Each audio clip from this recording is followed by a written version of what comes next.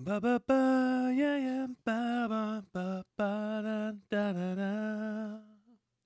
There used to be a great tower alone on the sea.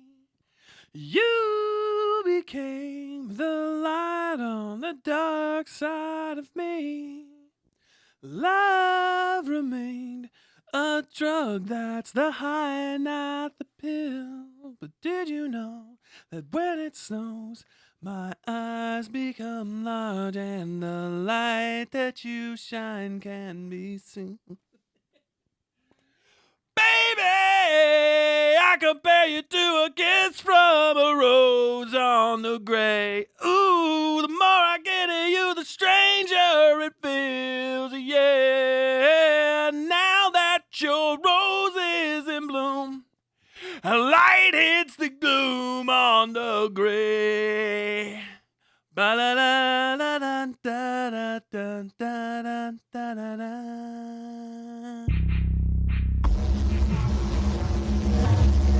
Okay, let's do a show. Let's do a show. Let's call it West Side Tyler Live. Is that fine with everybody?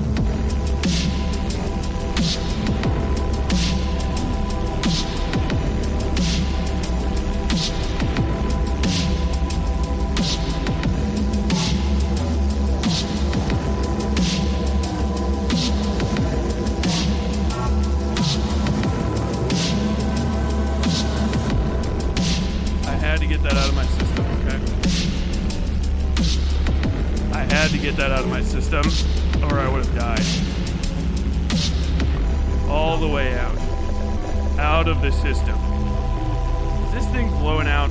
Are we good? Folks, are you ready for another episode of West Side Tyler Live? Because we're here. Oh gosh, I look so moist.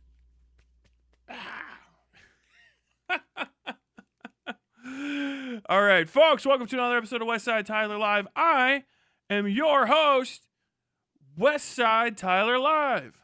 Yeah. What's up? I should have done that. What's up, folks? Welcome to another episode of West Side Tyler Live with me, your host, West Side Tyler Bell. It's Monday. It's August. It's August the 25th. And we got a good show coming up for you today. We're going to be talking about, well, it's going to be a sad show, actually, for a little bit. But also a funny show for a little bit. We're talking about Poopgate. Some local news on the docket. A Nepo baby, fail son, banker's child become public servant, right? Sucking up the taxpayers' dollars is in the small local news again for basically being very dismissive of homeless people, along with his employer, the mayor of Louisville, Mayor Greenberg. We're going to be getting into that. We're going to be talking about the Kick.com streaming platform and some of its ills, including the recent death of, I think his name is George Graves. Ramon Graver? I can't remember his name now. Jean Pomerev, I believe, is his stream name. He died during some like 10-day long torture stream or some shit. I don't know. We're going to be hopping into that. We're going to be covering that stuff and more today on West Side Tyler Live. And I hope that you guys pop in, hang out, and have a good time. Did you enjoy the singing? I've had that song in my fucking head all goddamn day. First time I've seen your what the fuck looks cute. You better watch it. This better not fucking reveal anything. God damn it. Dry your ass off. I just got a shower. It's the first time I've seen your freckles and they look cute. It's because I've been outside. Also, some of that's acne. Back the fuck up. I'm married. Oh my god. I realized that my mic was blown out completely like last week because I keep switching between these two. I'm gonna have to. I have other cables. I don't know why I don't just have the secondary mic plugged into another cable, but I don't for some stupid fucking reason. I've got to do that. Not the shitgate. It's gonna be fun. It's gonna be fun.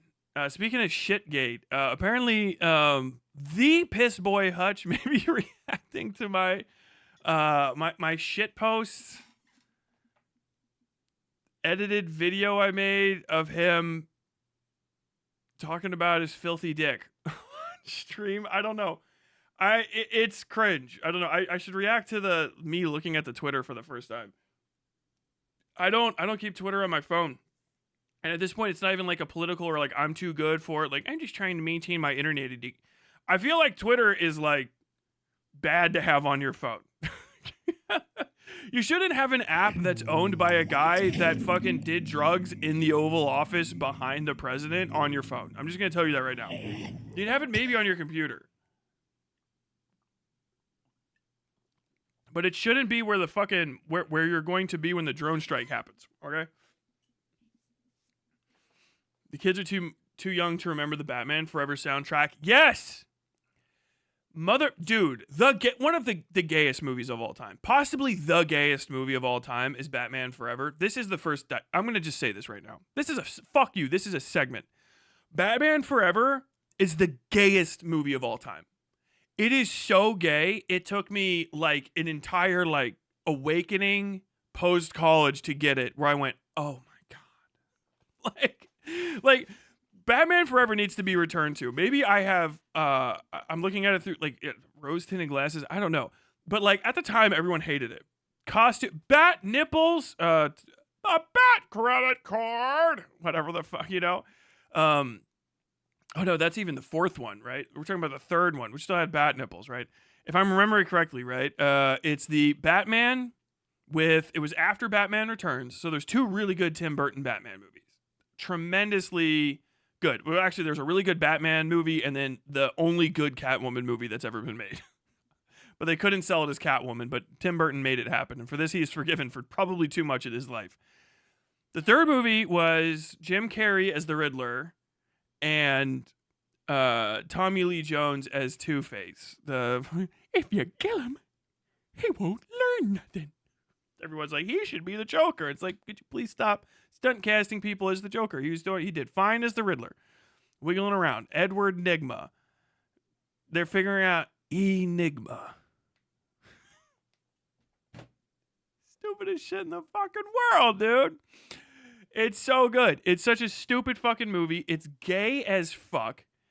Is that which? Okay, hold on. Let me look this up. It's Joel Schumacher, right? Schumacher, Batman.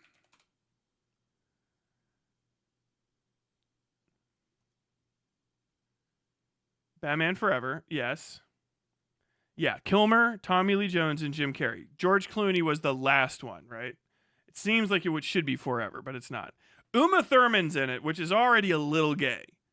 Uma Thurman doesn't just show up in movies. You have to be a foot fetishist or like gay to get Uma Thurman on set. It's like a crazy, if you can get her, like what the fuck is she doing otherwise, you know?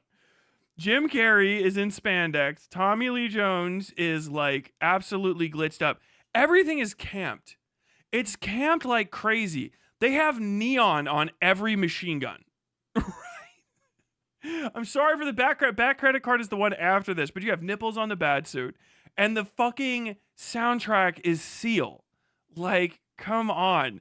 There's like, it's hot boys being kissed by Uma Thurman, and it's very much on the boys. Like, I had super glue on my lips. Like, what the fuck? Yeah, Chris O'Donnell. Dude, Jesus Christ. What a fucking film. And the advertisements for a Batman movie. Bitch. A fucking Batman movie in the 90s. Riding high off of Batman and Batman Returns and Batman the Animated Series. The 90s are why all of your dads, if you're younger people, or even grandparents, are irritating as fuck. Your one uncle is irritating as fuck about Batman because of the 90s. Because Batman was done. Batman sucked. Batman was dog shit.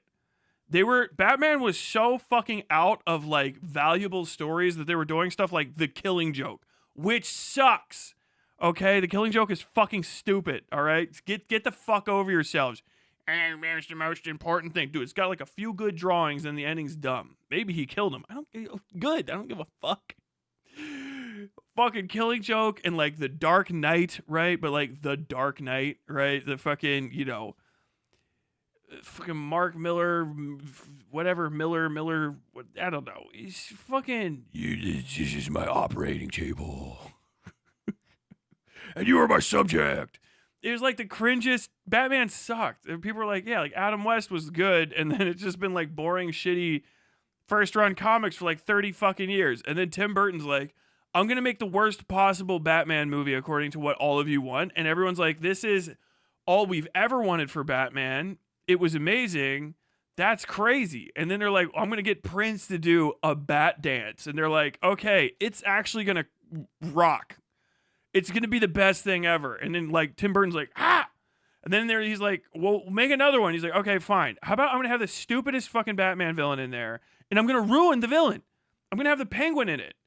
But instead of him being like an actual crime boss, he's just gonna be a child stealing freak Penguin man.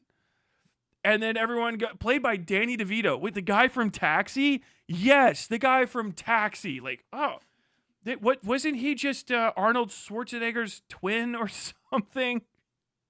Like, oh, that guy's not doing too much crazy stuff. Like, it's gonna change and revitalize his entire career. Everyone loves this, Tim. It's the best thing we've ever fucking seen. All right, fine. How about it's not even about Batman. Batman's a cuck. He's a cuck the entire time. Batman is a fucking psycho, shit-eating grin-having cuck, and the actual main character is Michelle Pfeiffer as Catwoman, and she's not going to be in the iconic 1970s, 50s, whatever the fuck Catwoman suit with the big I'm going to put her in fucking stapled together bondage gear, and she's going to be glitter strutting around, and actually, like, Michelle Pfeiffer is going to learn how to fucking whip things. Okay? And it's going to be focusing on a woman with a whip. And now you, in 2025, are like, yes, but back then that was like, wow, we're gonna have like we accidentally make the girl the main character, and every guy in the movie is just a fat fucking blubbering schlub cuck simp loser, and only fucking Michelle Pfeiffer is cool, and all she had to do was either comb or hide her hair and then murder her boss. And you're like, yes, it is about a woman who just fucking murders her boss and then just violates every fucking dude around her constantly because they can't be trusted because they're weird. They suck. She just beats their asses and cuts them and stuff. Best fucking movie ever. And so they're like, we're just going to let people do whatever they want with Batman. And we didn't realize that Joel Schumacher had everything we wanted. Because we all didn't realize we were gay yet because we were still children, okay? And they were like, well, Prince did the soundtrack. Why not have Seal, who no one has heard of before or since, sing the most haunting, beautiful song you've ever heard in your life that has nothing at fucking all to do with Batman. Not a thing. Not a fucking thing. There's nothing to do with Batman. Nothing. Nothing. When I was a child listening to it, I was like, I like Batman. If there's a Batman song, I like a Batman song. How was that simple? Like, we ball. Fuck it, we ball. And like, there's like little 8-year-old kids sitting around. 6, 7, 5, 10, 11, 12. I used to see a great tower alone on the sea. It looked like a romance film. I can't play the advertisement for it, but like I can remember the ads for fucking Batman Forever. And they were just absurd. They were absolutely absurd. Oh, Uma Thurman's not even in this one. Is she? Nicole Kidman is. Uma Thurman's in the 4th one. I'm getting a bunch. All of the last ones were gay. Okay, I'm mixing them up, but they were gay. It was Rogues Gallery. Whips, puns, quips, all that shit. Nicole Kidman, I think, is she Batwoman in this? Batgirl? I can't remember what the fuck. No, she's just like Vicky Vale, isn't she? I can't remember why she's in this movie. Hold on. Let me see. Sal Maroni's in here. Wayne Enterprises, manipulate minds, riddles. Dick Grayson of the Flying Graysons. Yeah, he dies. What the fuck? Where is she even? She doesn't... Dr. Chase Meridian? What the hell? Appears only in Batman Forever as the female lead. Oh, okay.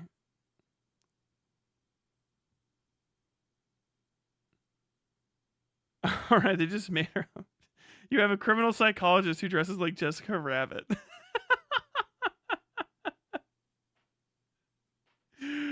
my god, I gotta look up what the fuck is happening with this shit. Oh my god, that's fucking funny. So stupid. It's just the dumbest fucking. It's the dumbest fucking movie. It was so fucking gay and camp, and then it went crazy. Number 4 goes fucking bonkers. Okay, it's absolutely insane. There's like an extended in the. This is the third one. There's an extended scene. One of the coolest scenes in the movie. Coolest scenes in the movie. To this day is fucking Chris O'Donnell putting away his like wet laundry, and fucking like Alfred Pennyworth comes in. He's like, "Oh, hello there, Master Dick. Hello there, Master Dick. Oh, it's customary to dry our laundry before wearing it," or whatever the fuck. And he goes, "Okay," and he does like a 20-minute long fucking kung fu. Like, it's like, no, it's seriously 5 minutes of kung fu hanging up his like laundry, where he like grabs it with his toes and like wrings it out and shit. Like, what the fuck is this? Like, the guy who like your honor. Oh my god. Like, that guy could not out-gay just any random fucking scene from this. Like, you can't out-gay Tommy Lee Jones just being like half coiffed and half puffed, showing up and dressing up like a little old lady with a fucking bassinet to go like, ah, and start shooting. It's the gayest fucking movie possible. I know, because I've heard that like Tommy Lee Jones was pissed off the whole time, and like Jim Carrey felt like a little bit absorbed in the role. He was like, "I'm really not standing out." It's like, yeah, because Jim, you're only fucking impressive when you're around straight people. Gay people bring this energy to brunch on accident and get told to tone it down. All right, calm down. You're the one straight theater kid. It's fucking god tier, bro. Oh my god. Oh no, it's boiling acid. Edward Ligma, yeah. Oh my god. They both those two last two they meld together in my mind because I was very young. I haven't seen them since. And fuck, they were good. I gotta rewatch those. I gotta fucking rewatch those. They were great. The set design is unhinged. I love it so much. Now I want to make a whole thing on it. In defense of Batman 3. Wait, does this mean that Kill Bill is gay because she's the main character? I mean, it's a movie that follows a girl. So it's gay. By 90s logic, it's very gay.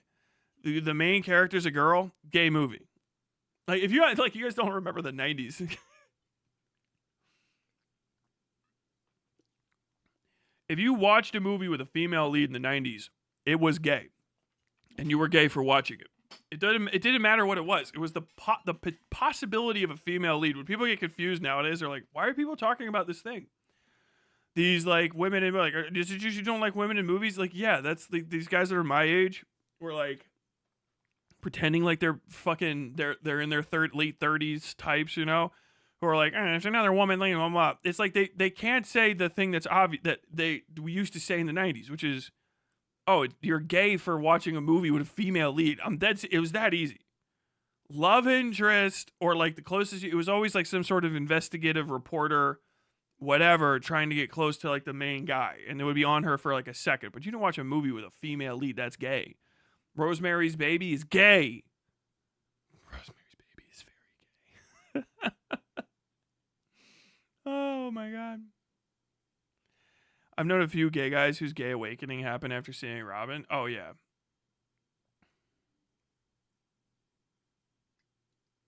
I love that film because Tim Burton got Susie and the Banshees to make a song for the soundtrack. Tremendous.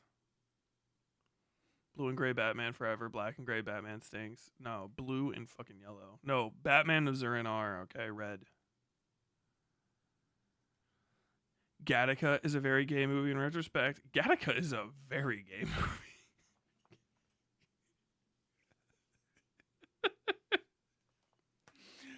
Gattaca is about a movie where a guy has to collect his like intimate partner's toenails clippings and hair and stuff for like eons because the guy got paralyzed and he wants to pretend to be him.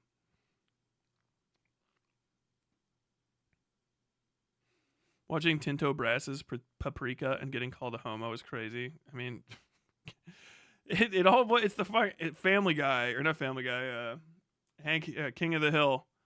He's playing a video game as a woman. Oh. Batman Forever's Bane, however, is very disappointing. Yeah, I fucking always forget he's even in that movie. Like, completely. They just, like, they're supposed to have, obviously, Arnold Schwarzenegger's supposed to be Bane. Uma Thurman is fine. And then you needed one more person. All right. Send Cillian Murphy back in the past. I know he was already fucking Scarecrow. But do it again. I think Hutch is about to watch Tyler live or just missed it. Oh my god, yes. Just double check this. Okay, I've got to look at. I was told this is the most unfunny. Oh Jesus Christ! I gotta sign in.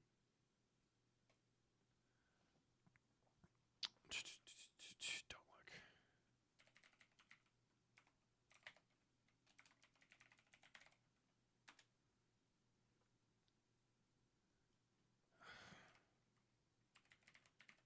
look. Shoes, babe.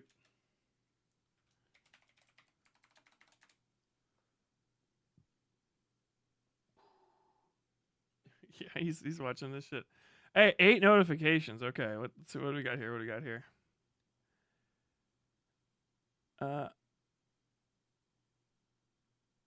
What? Why are you talking to me? Okay, hold on. What the fuck? Okay.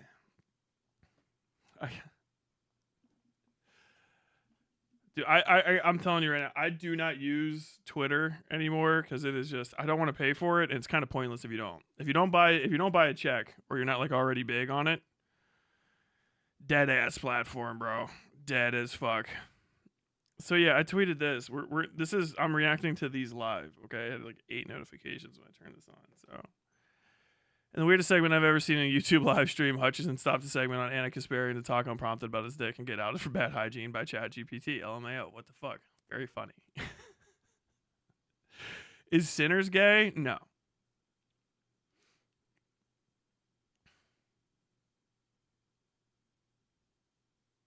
Is Uma Thurman in Sinners?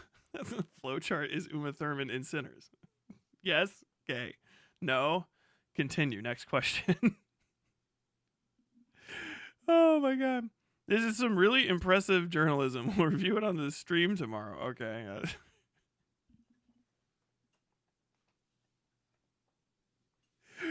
Oh my god. I didn't sleep well last night, so I'm a little fucking slap happy. This is tamarind Doritos, by the way. I don't know what the fuck.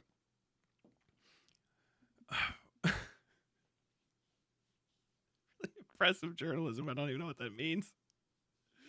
I don't know if it was like presented in any way, shape, or form that somebody would consider it that, but that's fine. I don't know why I'm giggling. I think it's because like he's so unserious. I don't know if he's serious or not. Like,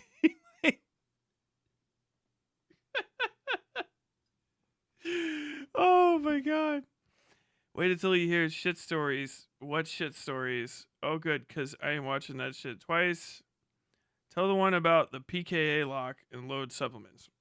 Or Kim.com. Anything. This is not funny. More evidence the left has broken brains. The fuck?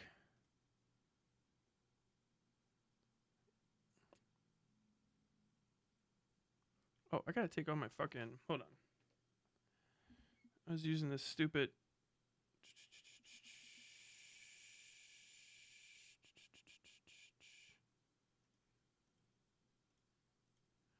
Fuck.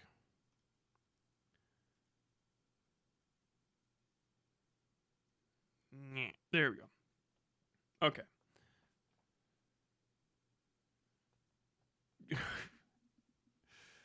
And Anthony Gramuglia's. This was a what? Why are you talking to me?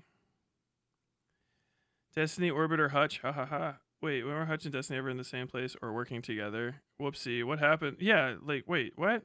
What happens to Mega Charlie featuring Destiny and Hutch have a conversation with Biko Koenig on the. If the term orbiter simply means anyone who has ever collaborated with Destiny, you understand this necessarily includes people like Emma, Vosh, and Hassan, correct? Yes. Hassan is a Destiny orbiter. You know, those two suns are floating around each other, like ripping each other apart type thing. If you see like an astrological model orbiter, Vosh literally started as a Destiny orbiter. Like, that's fundamental, basic knowledge in the area. That's not even like negotiable. Not even negotiable. Like, he's literally a Destiny orbiter. Now he's on Fortress Arc, so he's on the dark side of the Destiny or whatever the fuck. But yes, Emma, I'm assuming Emma Veland? I mean, honestly, probably DGG would count that, but like, I don't know. Like, dude, okay, so here's the thing. If you are in someone's orbit, right? You're there. Once people's audiences start sharing your shit to them and their shit back and forth, blah, blah, blah, that's it. But if you start doing, and this is what I see a lot, complimentary statements on their positions, you know, not necessarily reviewing their content, but the content from their immediate orbiters and saying like, oh, this is good. If you fucking hanging out with Lonerbox is the Destiny orbiter. Not since January when it became, or was it just very late December? I think it was, no, it was early December when it became untenable to hang out with them anymore because of the massive leaks getting dropped. You know what I mean? Then they had a mild separation, but even that took like 3 months to become public, and who knows if it'll actually last. Like, yeah, you're a fucking orbiter, bro. You are in the Ethan Klein Destiny orbiter sphere. People don't watch you for you. That's why you have 625,000 fucking subs and nowhere near the amount of like average streams as Vosh, who I think has just like right around maybe a little less than half of that total. I can't remember. Is Vosh like 500K? I can't remember. I don't care. Like, you're an orbiter. You exist to provide complementary or supplementive content to a larger streamer. That's why you exist. That's why you have a career. And trust me, start doing like really like aggressive in that direction stuff, and you'll get booted. You'll get knocked out. You're not your own person. I'm sorry to say that, but like, if that's a revelation to you, not much to do about it at this point. Were you and Destiny in the same place working together? Was the question, yes or no? This was a Kamala canvassing event in Wisconsin put on by PV. They asked me to sit down on a couch next to Destiny and interview a bunch of local politicians. Keep reaching. Hutch, you got paid to be in PV. At a Destiny event. You were paid to be at a Destiny event through Progressive Victory. Your name's in the fucking documents released in the FEC drops. You're not only are you an orbiter, you're a paid orbiter. You didn't get that job because it's like, oh, hey, you're a unique and independent person. I used to watch you 1v1 people in Blops or whatever the fuck it is you actually played. I heard you were a Modern Warfare character. You got paid to fight. That's a reach? It's crazy. That's insane to call that a reach. That is just a direct, you were paid by the PAC that he funds. The money came basically from him and donations solicited by him and Vosh and like a few other people. Like, the events were for him. Like, to go and see him. They were like, we selected you because you're a really good complimentary personality to sit next to the couch, next to Destiny on a couch. Honestly, when you get that level of proximity, you're already in orbiter. What you actually are trying to argue against, but you don't realize it yet, is blue chip. Everybody that got progressive victory money and stayed in a hotel near Destiny is suspect blue chip streamer, which means you fucked him. Orbiter is over. Orbiter is done. The thing is are you a blue chip streamer? Like, did you fuck Destiny to get on? That's the question, right? My God, I got paid to sit next to Destiny, keep reaching. Is that what you said to Destiny when you got to sit next to him on a couch? Is that why you got paid? I guess somebody was right. How can you say no? 2K is a chump change. What in the fuck? Why is he in denial about this? Which one? What the fuck? Have you heard the pocket pussy story yet? Which one? Correct answer. Ew. Bro, this is a blue chip streamer. weird, unnecessary penis conversations, trying to pretend like you and Destiny aren't that close, bro. This is confirmation that we're 2 years out from Hutch dropping the Destiny dropping the Hutch manifesto, and Hutch is just like, yeah, he used me like an old Kleenex and threw me away. Why is this so funny to me? What shit stories have the least loyal chat on Twitch, hands down? Because it's not yours. It's Destiny's. You borrowed it from him. I remember Hutch putting out a video in like November where he was like, I'm apologizing or whatever. I just want to let all my people, that 600,000 plus people that probably started watching me to watch Modern Warfare shit or whatever the fuck, Call of Duty stuff. Like, I'm not going to be covering video games anymore. I'm going to be doing politics. And then people are like, all right, well, yeah, I'm out. What did you think was going to happen? Even when I was watching you here and there occasionally, I wasn't just like, oh, yeah, he's an independent and unique individual. Like, bro, you're an employee. God damn it. I'm eating, man. Sorry. Oh, God. I see people that deny being Destiny Warriors still retweeting him still and saying, I wish this was a better source, but yeah. Vosh, Hassan, and Destiny are a 3-body problem where their orbits are become unstable, and then Hassan and Vosh got ejected. I don't even know what that means. I haven't seen that I haven't read that book. I haven't seen that show.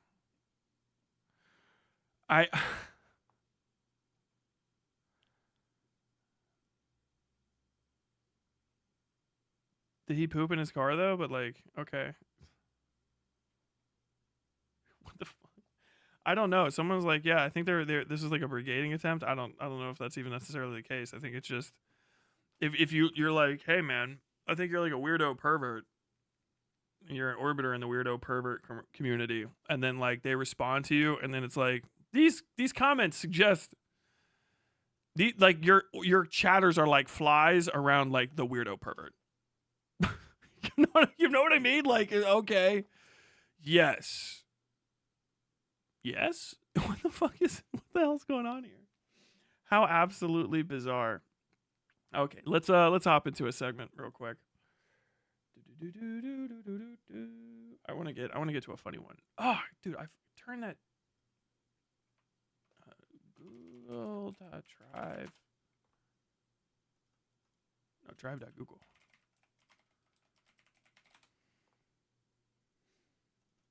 Okay. We are going to be talking about journalism today.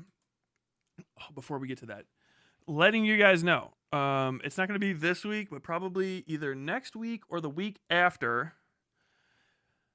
We're going to be test running a return to Twitch and also possibly multi-streaming to a series of different platforms. Don't get too excited. But I'm considering doing that. Now that the internet has stabilized, before it was like, I absolutely can't do it. Twitch barely fucking works, and the internet I cannot get the internet to connect correctly.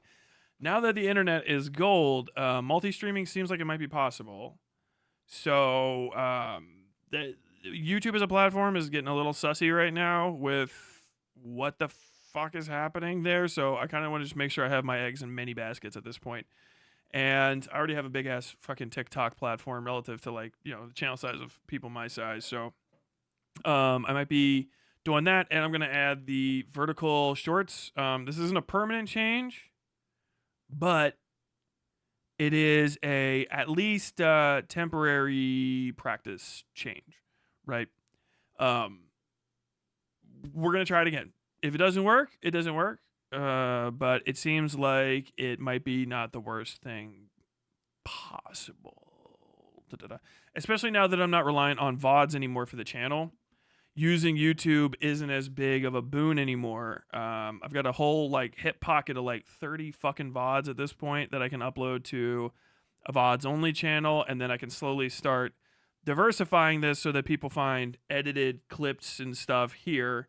Video essays, video essay, music, and then probably like full streams, full VODs, whatever the fuck still edited down, by the way. The full VODs are not full. They're like, and they're not fully edited either. Like, they're still got a bunch of whatever dead air kind of stuff. But when they're broken up because there's like a recording issue or any of that stuff, that it's going to be one whole VOD, right? Without the hitch and skitter. So Destiny's probably gonna get away with everything as his fanboys now have the video where he lies and acts like he did nothing wrong. I mean, he's fucking Epstein, dude. That and the new schedule will be starting probably next week or the week after. New schedule is gonna be Mondays and Tuesdays and Thursdays, hopefully.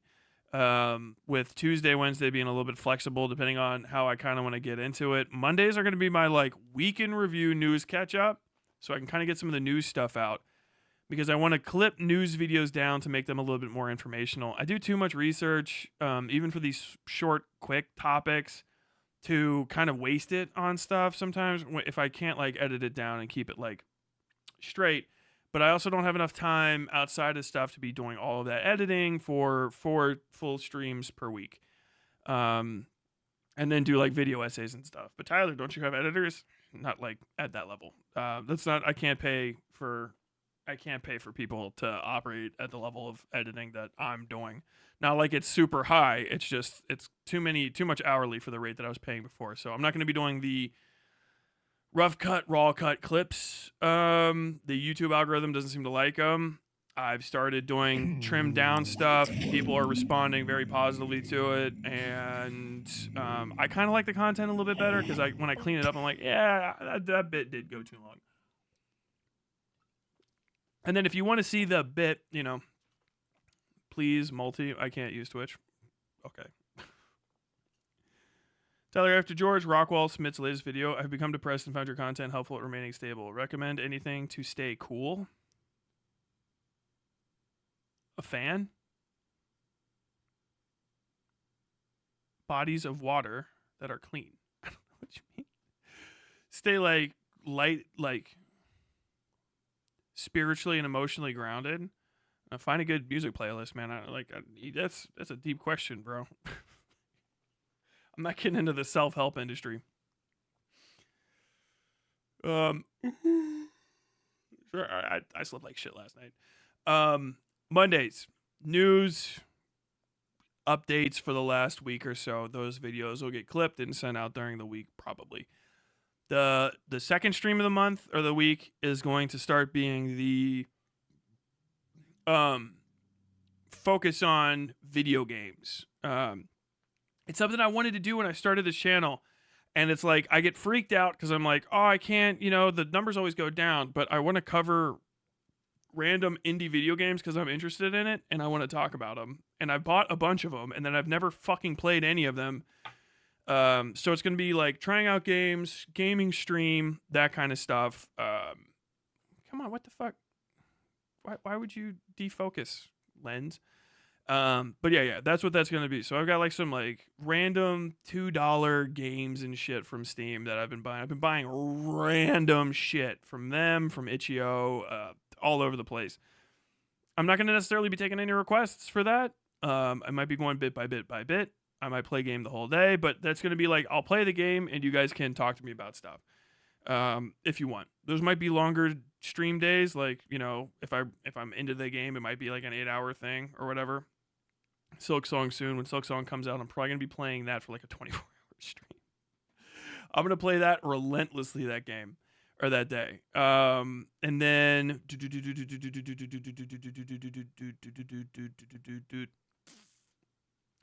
Thursdays, we're gonna try to start getting into the like family day type thing, hanging out, chat, doing some creative shit, and I have some ideas for things that I want to do. I've been hyper fixated on video games in like the background, which you guys can't tell because like every time I get on here, I end up being like talking about it's like impossible to get away from the fucking talking about Destiny's shit. You know what I mean? But it's like ass content. It's the same thing over and over again. That's it. I know people like it, but it's like it bugs me because then it just does feel like work. You know what I mean? And so I have an idea about making some video game stuff and then like talking to people and doing segments and stuff maybe during that, but like less important shit So if you have like longer videos and stuff, probably checking out that. Hey, 10 subs. Thanks, Michael Solak, for the 10 gifted subs. But yeah, that's kind of the vibe. That's the plan with video essays coming out every week or so. Short ones, like 10K words or less, fast video. Get it in, get it out, get it done, get it out, rocked and rolled kind of deal. Some of those I might even end up filming on stream to save time, so it might be like a segment. I don't know. I'm just gonna try to get a little bit experimental because I don't want to get stuck in a rut where I start talking about fucking drama stuff relentlessly. Because I prefer to make things that other people talk about. Like that's like I hate talking about people I don't respect constantly, and then like nothing changes anyway, so it's like ends up feeling like a waste of time. That's why I always end up getting to a point where I'm just like, well, I said all the funny things I have to say about this person, and now every time I think about them, I just want to tell them to kill themselves, which isn't productive, and it's not good for the algorithm. And you get your channel fucking gets attacked, so you cut that out. You know what I mean? Just try Brazilian Drug Simulator 3. I opened a portal to hell in the favela trying to remote MIT AI. I need to close in. What?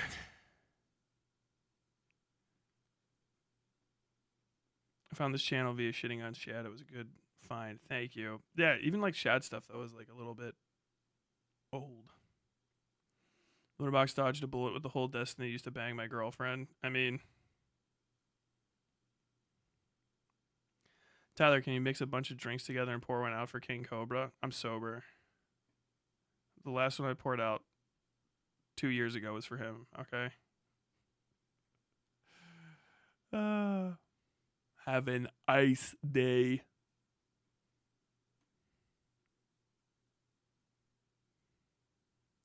The only way to be straight in 1995 is to stare at Arnold shirtless for 90 minutes. It's true.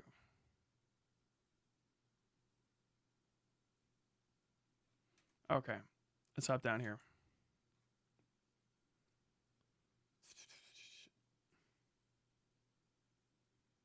All right. Let me get these open. So this is going to be some local news stuff. Mayor Craig Greenberg is the mayor of Louisville, Kentucky. Craig Greenberg is the mayor of Louisville, Kentucky. He's the guy that almost got shot by a black guy who had lost his. He was a little crazy. And the longer the Craig Greenberg administration goes on, the more most people that know about this are like, damn, that guy had a fucking point. His whole thing, he was probably just insane. The shooter was just a fucking nut job, right? But like as the administration has progressed, I think the shooter's like thing was like, this guy's just fake fucking lib piece of shit. He's gonna betray everybody. Da da da da da yappity yap yap yap. And he took a shot at Craig Greenberg and just hit the guy in the sweater, and then Greenberg didn't die. And then Greenberg went on to be the most corrupt, useless fucking mayor in recent Louisville history. He is a giant piece of shit. Everyone fucking hates him. There's been lawsuits and all sorts of shit with his administration. They're misogynist. They are racist as fuck. And one of the like most notable parts of the Greenberg administration is a guy named Kevin Traeger. Kevin Traeger is the son of some cunt also named Traeger, who is like the CEO or head or something of whatever the fuck of a bank in Louisville. One of the largest Louisville banks, right? And so, like, it's one of those names where you run into shit. They have, like, the Traeger Family Center, and there's, I think, a Traeger Park type deal. The actual guy is, like, a little fucking rat boy. Like, he creeps around. Like, there's a lot of creeping around in that administration. I'm going to show you a picture of Greenberg here in a second. He is very, like, I don't know. He looks like he's probably eaten at least 2 kids. Can we get Craig Greenberg? Oh my god. Dude, like they can't open him into a new tab. It's impossible to take a picture of this. His official pictures taken by anybody make him look like a fucking demon. I don't know, like it's crazy to have the facial features of the mask from the Black Phone murderer. You know, you guys ever seen the Black Phone? Terrible Joe Hill story made movie. He's just got like he's got unmakeup clown. Like he looks like what Jack Nicholson was supposed to look like when he walked out of that fucking plastic surgery suite. Fucking Tim Burton's Batman. Like he looks like that. These are the best pictures you can find. This isn't cherry picked. I fucking literally just clicked 2 of the first fucking 8 results. Like he has just got a fucking he's a cunt, and Kevin Traeger works for him. So what's going on? What's going on with all this? Louisville has a series of serious issues, right, that are not shared throughout all of Kentucky, and lefty types are supposed to be taking care of that. Now, Craig Greenberg is not remotely a leftist. He's not even remotely, I think, a lib. He's just a conservative Republican, but just tells people he's a Democrat. He is worse by far than any Gavin Newsom type at all. He is into nepotism. He is into family hire, backroom deals. He's a shady piece of shit. He doesn't talk to the media. He's restricted press access to all events. And it's been a clusterfuck. A clusterfuck since he got elected. Everybody fucking hates this guy, and they really hate Kevin Traeger, who's his head of communications, because every other communications director has been fired or quit, and Kevin Traeger is the only like unscrupulous rat fuck friend of the family, because the Traeger and Greenberg family go way back, I guess. Who's just willing to be a soulless political shitheel and like call up people and yell at them from his office. Even though he is, I really can't hammer this home enough. Kevin Traeger is raw a bitch. Like Louisville's the kind of city where you can run into people. Like if you get mad at Kevin Traeger, you can go to the mayor's office in downtown Louisville and wait for him and then fucking yell at him. Same with Craig Greenberg. Like you can just go and fucking like scream at the mayor or any of the people that work with him because they're just around. Like you should, honestly, if you have any town and you're like, I don't like the fucking people that run this place, go yell at them. Don't commit any crimes. Just be like, hey, you're a piece of shit. I fucking hate you. And I'm going to do everything I can to make sure that you're not reelected. I hope you get a butt cancer. You know what I'm saying? But this is coming up. We have a really bad homeless problem in Louisville because of a series of different issues. It's not just like the economy and stuff, but basically Louisville has a fucked housing market. Completely fucked, okay? The city went through kind of like hey, we're getting better renaissance in the 2010s where all the neighborhoods are getting like gentrified and all that sort of stuff. And gentrify can be good, all right? I know the word itself is bad, but like letting urban blight decay eternally is also bad. Okay, so building stuff up no matter what can be good. It's just people that are like, you know, bad but not a fan types, I guess, like really terminally online internet lefties without real jobs will be like, somebody fixed a house up. I don't know if you know this, but you're gentrifying a neighborhood. It's like, it's a white neighborhood. And most of the people around me make more money than I do. Like, what are you fucking talking about? You know what I'm saying? Like, you don't understand what gentrification is. Is gentrification happening? Yes. And is it bad? Yes. But that's not the main thing. Along with that is the fact that Louisville is home to the Kentucky Derby, right? That happens at Churchill Downs, which is in Old Louisville at Churchill Downs, which is a place. It's a fucking racetrack, which is always getting a little bit bigger. And it's one of the poorest neighborhoods and most fucked up neighborhoods in the city, and especially in that chunk of the city. And it's next to the university, and then Churchill Downs is there. It's very economically depressed. It's hard for people to find housing because even the shittiest housing gets bought up by people that want to speculate on horse race crowds, right? So basically, the what do you call that?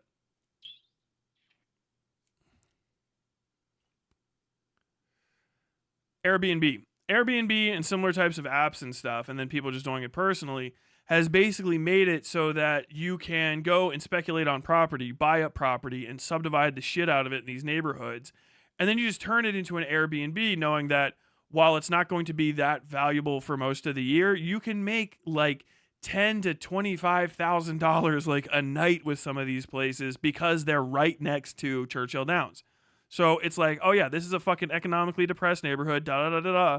But for 2 weeks in fucking April, you have Saudi oil sheiks, Japanese fucking Zaibatsu heads, fucking Chinese billionaires, fucking English horse training royalty, Swedes, the fucking world's richest, evilest cunts fly into Louisville and drive around in fucking Maseratis and Bugattis. Have you ever seen a Bugatti? Yeah, dude, I lived in Louisville on fucking Bardstown Road. I've seen a Bugatti. I've seen like 3 of them.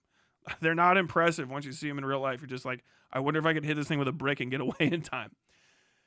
Those people come in from out of town and live in these places, right? And so these places have to make sure that they stay nice, but they also just suck up housing. It's called temporary lodging issues or whatever the hell. It's a big problem. So we have homeless. The homeless people are not allowed to encamp anywhere because Louisville is one of those like heavily riddled with highways type cities that they started making in the fucking 1950s and stuff. Almost all of downtown Louisville is highway. I know that sounds crazy, but if you've never been there, the amount of highway in downtown Louisville blows most other cities out of the water, especially when you consider the like mix. 64 goes through it, 71 or 70, I can't remember, the one that goes south to Tennessee. And then basically 71 and 75 are off to the side, but all of those like conjoin right next to downtown. So if you go through downtown Louisville, along the river, all the way from one side of the city to the other in a big curve is I-64, which goes out through Indiana and stuff. And then the other routes come in, and then there's fucking a series of exits throughout the entire city. So like you can't get anywhere at all in downtown Louisville without walking past fucking old 1960s, 70s, 50s tight built overpasses, which are hostile architecture. Underneath them, it's just a gigantic tunnel of pillars. And they fill up with homeless people because the homeless people got nowhere else to live. And they shit there because Louisville has no focus on building up anything anywhere. It's the most bizarrely run. It's not even a city. It's a metro. It's Louisville Metro. So it's a combination of small towns and cities in this gigantic, fractured, checkerboard fucking service district that stretches for miles and miles and miles in every direction. Most of the time, though, when people talk about the city, they mean downtown Louisville, basically. Once you hit old Louisville and then go in, everything that's kind of in the downtown area. So from like Germantown over to Portland, if you know what I'm talking about, you do. If you don't worry about it. The main central trunk. Full of homeless, like crazy, crazy amounts of homeless people for a city that size. And that they get densely packed together and they're constantly moving. So one place will get cleaned up, they'll move to the next place will get cleaned up, they'll move to the next place. Everybody knows it's bad, they keep fucking dying. People have been trying to do stuff, but the mayor's office is mostly focused on business development, which means they just keep cutting sweetheart deals for fucking people they know to do shit that doesn't matter for anybody. Or they'll go and they'll beautify a park in a at-risk neighborhood that's just clearly slated for development, right? It really, to hammer home how bad it is, we went back to Louisville 2 weeks ago, and we went to Smoketown, which is getting gentrified, but also built up at all. Smoketown is a bunch of industrial buildings, so how much gentrification can really happen is, kind of like up in the air, because some of the things that are good are just going into the old 20, 30 plus year abandoned industrial buildings that are over there. I mean, industrial factories from the 20s and shit, looking big ass brick buildings. The ice tower is there, which is like 25-story tall, empty freezer building. They used to have trains come and service it, and it would deliver and receive and move 24 floors worth of frozen and refrigerated items of all sorts. We went there, and they had installed, because they're getting ready to gentrify it, a new Smoketown sign. Like, historic Smoketown. It has to cost thousands upon thousands of dollars. Metal sign over the top of the road, 20 feet tall, curved, bolted into the sidewalk. The sidewalk and roads are so bad, they're crumbling. They had to cut out the old road and pour just enough footer for the fucking sign to stand up, and it's already been coated with people's old shoes. It's got all kinds of shoes and shit dangling from it. That's what Louisville is. It's this big glitzy sign on just absolutely demolished roads. Nobody wants this, but people don't pay enough attention to politics. And the fucking bourbon barons, which is a real thing, they pay to basically cheat the system and stuff. It's a whole fucking deal. It's a miserably corrupt shithole. And Craig Greenberg is the heart of it. Now, they were asking about this issue, this is a thing I always talk about. There needs to be massive amounts of public restrooms so people can take a shit or a piss in public. It's good for homeless people, but it's also good for everybody else because everyone gets stuck in that, like, dude, are these like businesses closed?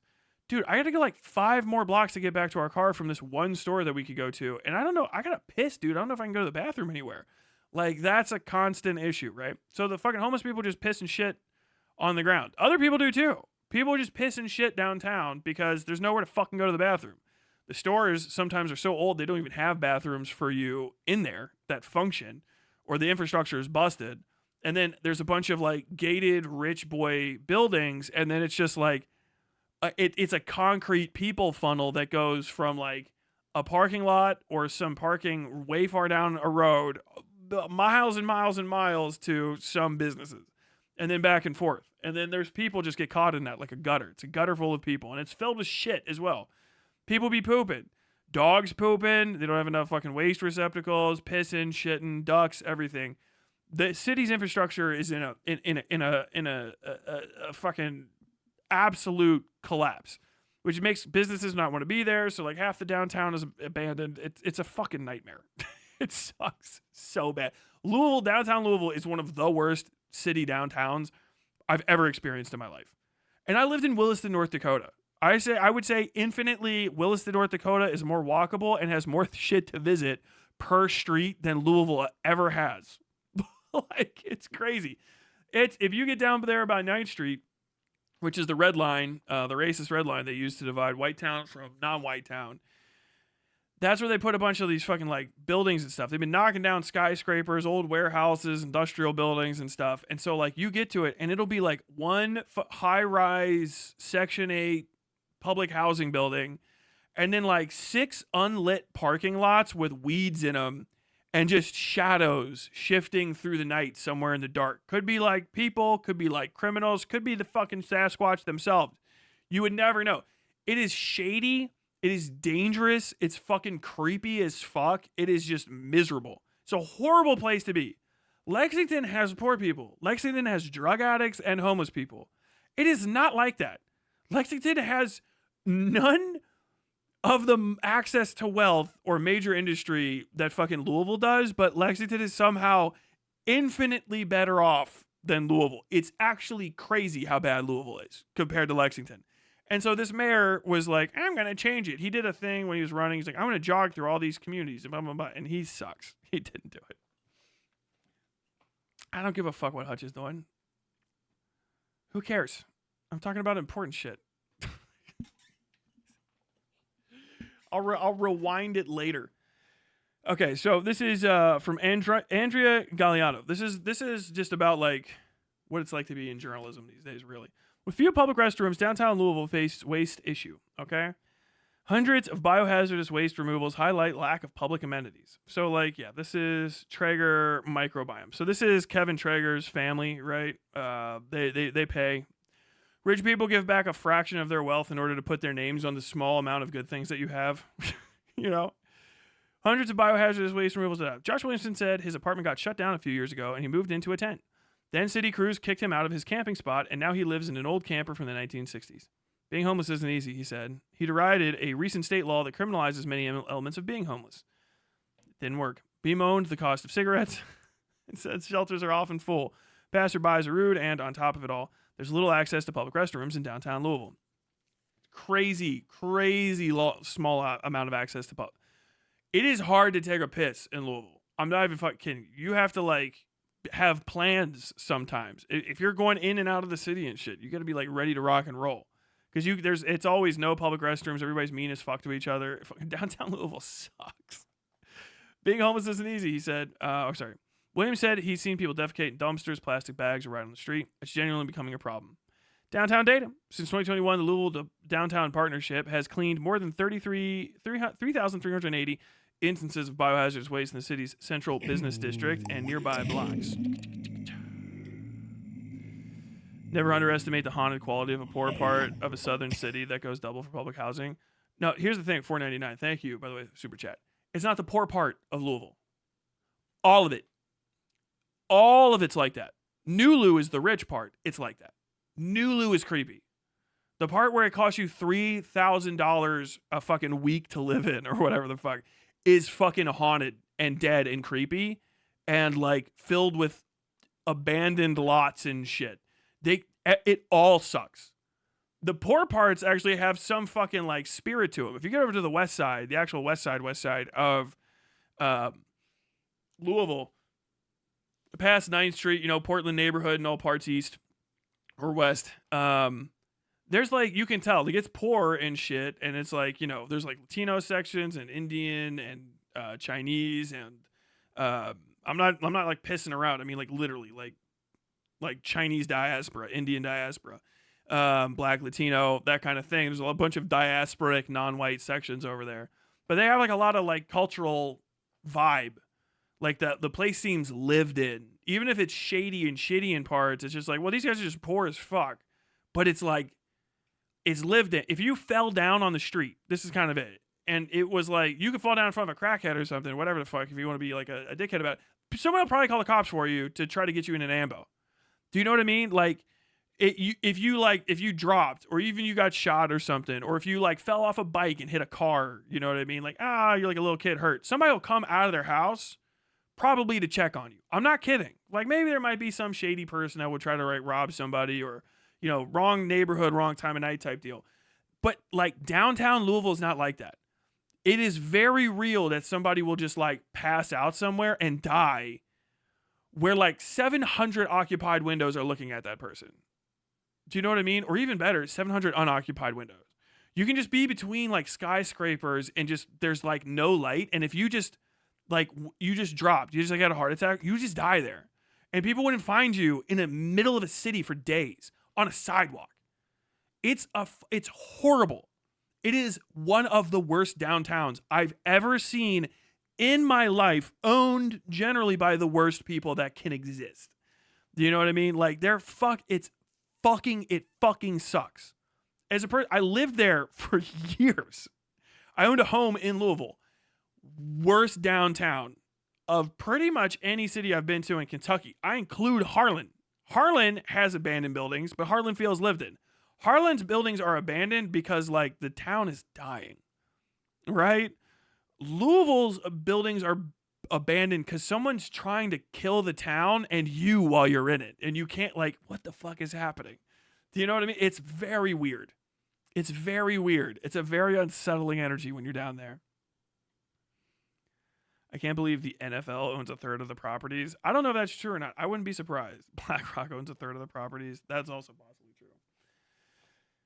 Louisville is basically a bus station and a federal building. No, it's the KFC Yum Center, which is real, by the way, if you didn't know that. Kentucky Fried Chicken has a Coliseum in downtown Louisville, which is the most important thing that happens in Louisville, and it's called the KFC Yum Center. Y-U-M, as in like the onomatopoeia for this is good. Yum. And that's fucking it. Downtown data, blah, blah, blah. 950 reports of human and animal waste in just the first 6 months of 2025 make up more than a quarter of all biohazard reports in the past 4 years. The data show the waste piles and puddles in alleys and sidewalks against parking garages and nooks along buildings and tree wells, patches of grass. Keep going down. City's biohazard issue balloons is the number of people.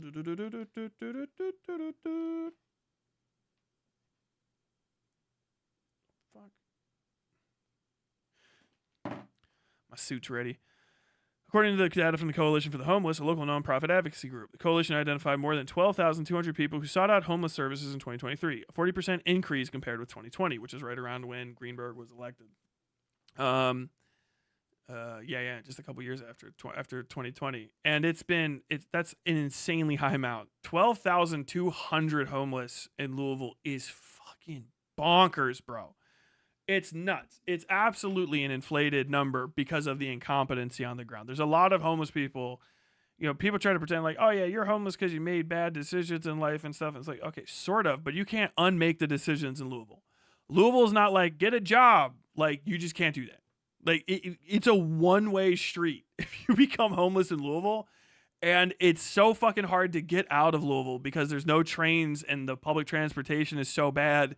And then you have basically the Kentucky Deathlands outside of it. It really is a desert if you don't have a car. Like, if you don't have access to a car or enough money to Greyhound to like a real city like Cincinnati or even Lexington, you're stuck permanently in Louisville. It doesn't seem like that because you're like, what do you mean? Like, dude, it's a river, and then it's Indiana on the other side, which is somehow worse. Once you get past Clarksville's okay. But like, you can't go any other direction. It's 40 plus miles to all the rest of everything else, and anything that's in between you and like a typical city is an extremely hostile territory. Especially if you're not fucking white, you're fucked. If you're POC, nope. You're not going outside Louisville. You're not hoofing it out of Louisville through fucking rural Kentucky on your way to fucking Tennessee. That's a 3-hour fucking drive, much less walk. I guess you can go down to Bardstown. You know what I mean? Head out to Owensboro, where the fucking Klan has like actual mayors and shit. Miserable.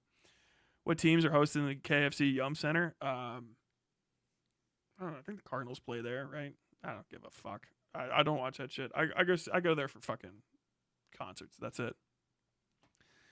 But either way, despite the waste problems facing the city's downtown, officials that represent the area aren't keen to add publicly accessible restrooms anytime soon. We do not have plans to do it, said Rebecca Flyshaker, executive director of the Louisville Downtown Partnership. Louisville Metro Council member Ken Herndon, a District 4 Democrat who represents the downtown area, said adding public restrooms is expensive. It poses liability issues for property owners and opens a complex process to determine how many to install, where to put them, who will care for them, and when the restrooms will be accessible. Now, you might say, like, well, isn't that what you're supposed to... What else are you doing? You're correct. That is the, like, well, then what the fuck good are you? Like, obviously, like, oh, it would be hard, is what they're saying. It'd be kind of hard. It'd be kind of hard to fix that problem, so we're not going to. The Democrats in Louisville are fucking ass.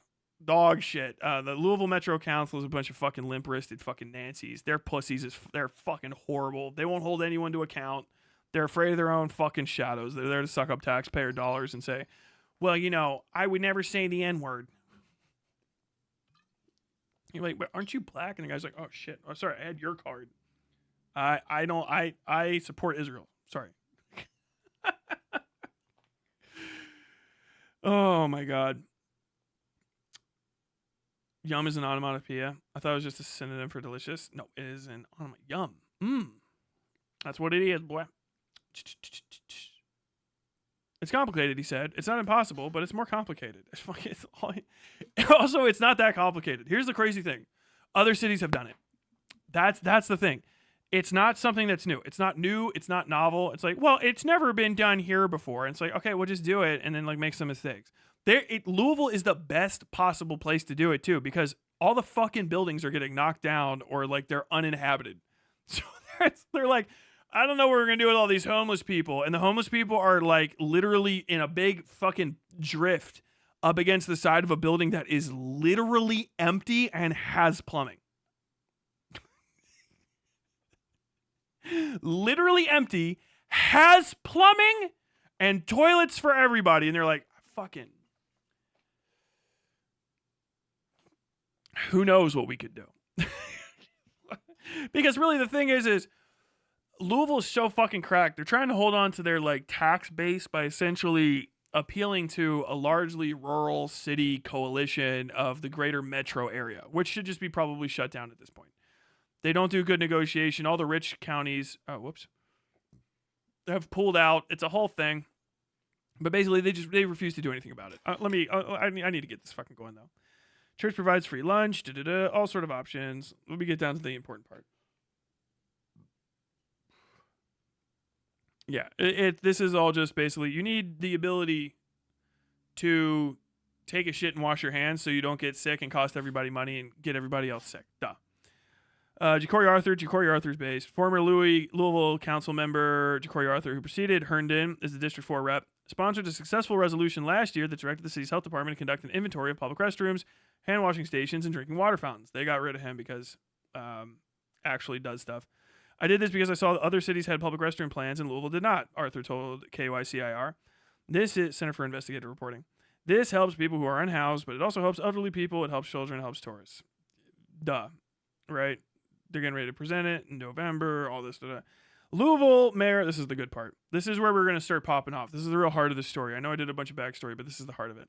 Louisville Mayor Craig Greenberg was non-committal when asked earlier this month if he would support adding more publicly accessible restrooms in downtown Louisville. We're looking at all sorts of options, he said. Trust, that's actually highly accurate. We're looking at all sorts of options.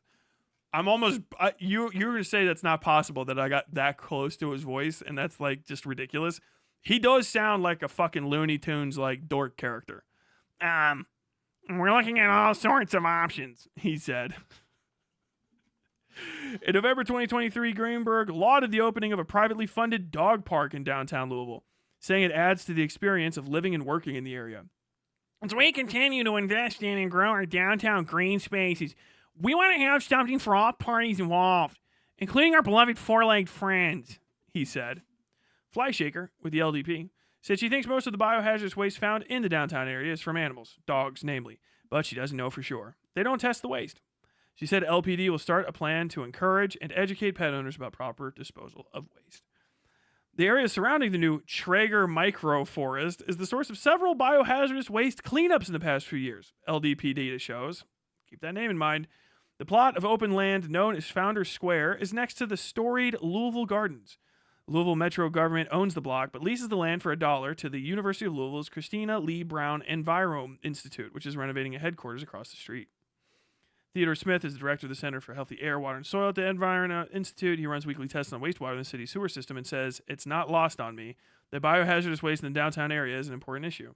It's one that we should, as a city, should own. It's one that we should, as a city, should own. Because it's a public health matter at the very least, and it's a human dignity matter at the very most. Dignity first." That's what I say, that's what I say, that's what I say. And it's an issue that will remain with city leaders until city leaders provide necessary amenities for people in need, said David Smiley, the executive director at the Louisville Outreach for the Unsheltered. If there's no access to showers, hygiene, and restroom facilities for people, you will end up with a hygiene issue, a biohazard issue on the streets, he said, because homelessness isn't going away because you cut off the water supply, which is true. This is what they're trying to do. They're basically, the Greenberg administration has been trying to do, they've been doubling down on what the Fisher administration was doing before them. Fisher wasn't like horrible on homelessness in the grand scheme of the great bar of homelessness, which goes between fixing it and setting homeless people on fire and murdering them intentionally. He was like over here in the high mids of kicking the can down the road constantly on homeless and not doing a thing to really fix it, but also not actively engaging in cruelty against them and taking money and stuff away from what they do in order to harm them more. So, this caused some issue, right? We're going to get into this, and this is the real story. And it is so good. This is, by the way, Louisville Public Media. This is a free, they just get together. The Louisville Center for Investigative Reporting is put together. LBM is a part of it, I think, together. Yeah, 91.9 FPK Music, Kentucky Center for Investigative Reporting Investigations. A buddy of mine has worked with and for them or around them.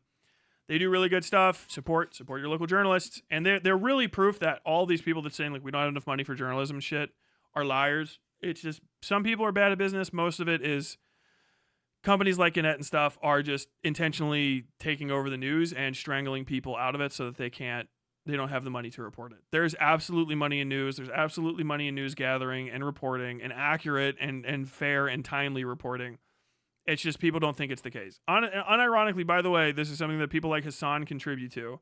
Hassan should be giving, I would say, a tithe of 25% of all his gross income to some sort of journalism foundation because he just steals people's content relentlessly, and that's the only thing he does. Same for Vosh. Vosh should probably give a 50% tithe of his gross income to journalists. I don't know how. If there was a journalism union, that's what they should give their money to, because Jesus Christ, those people do everything for them for a pittance. Well, I shared it. Like, yeah, I get it. Hassan, you're paying them in exposure. We went over this.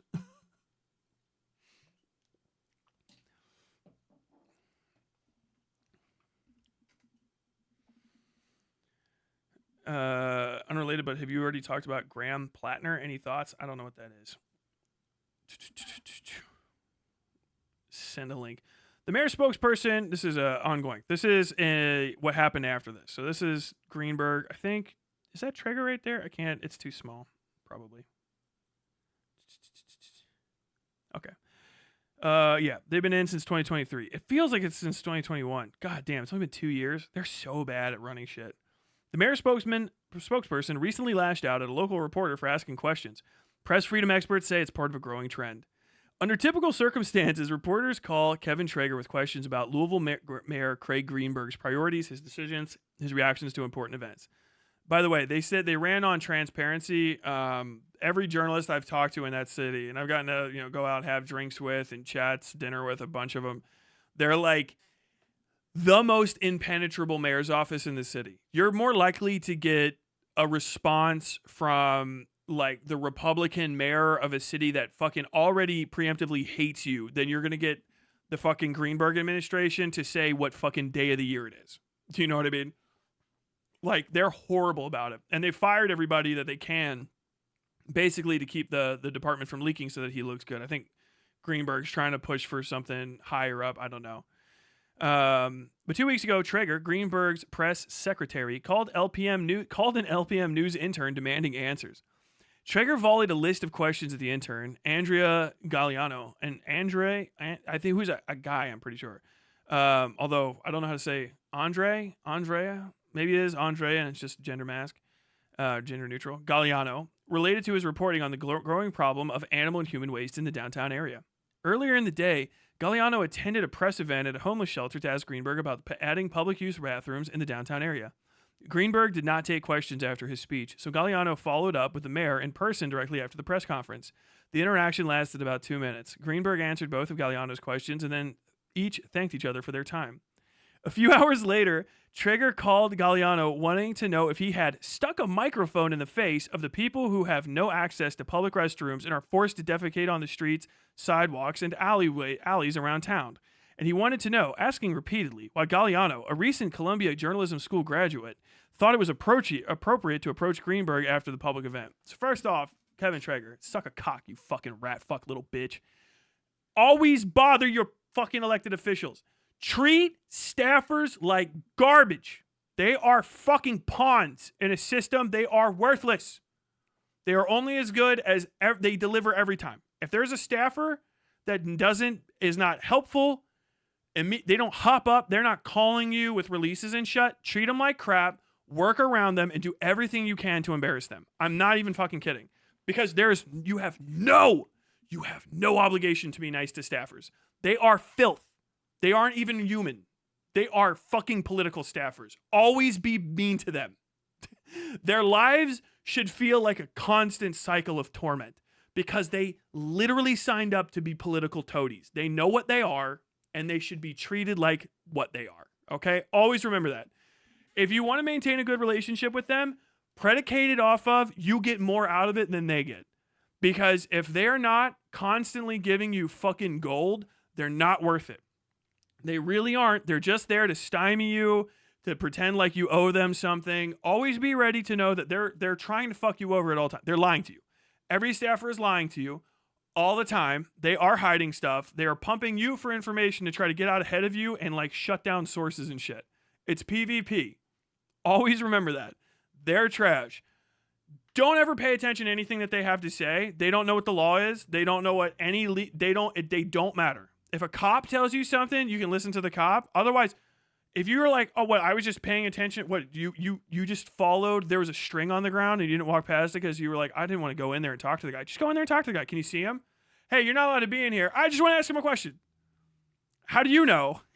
Ask a staffer how they know you're not allowed to be in somewhere, and you can watch someone have they might die from an aneurysm. It's the coolest thing you can do.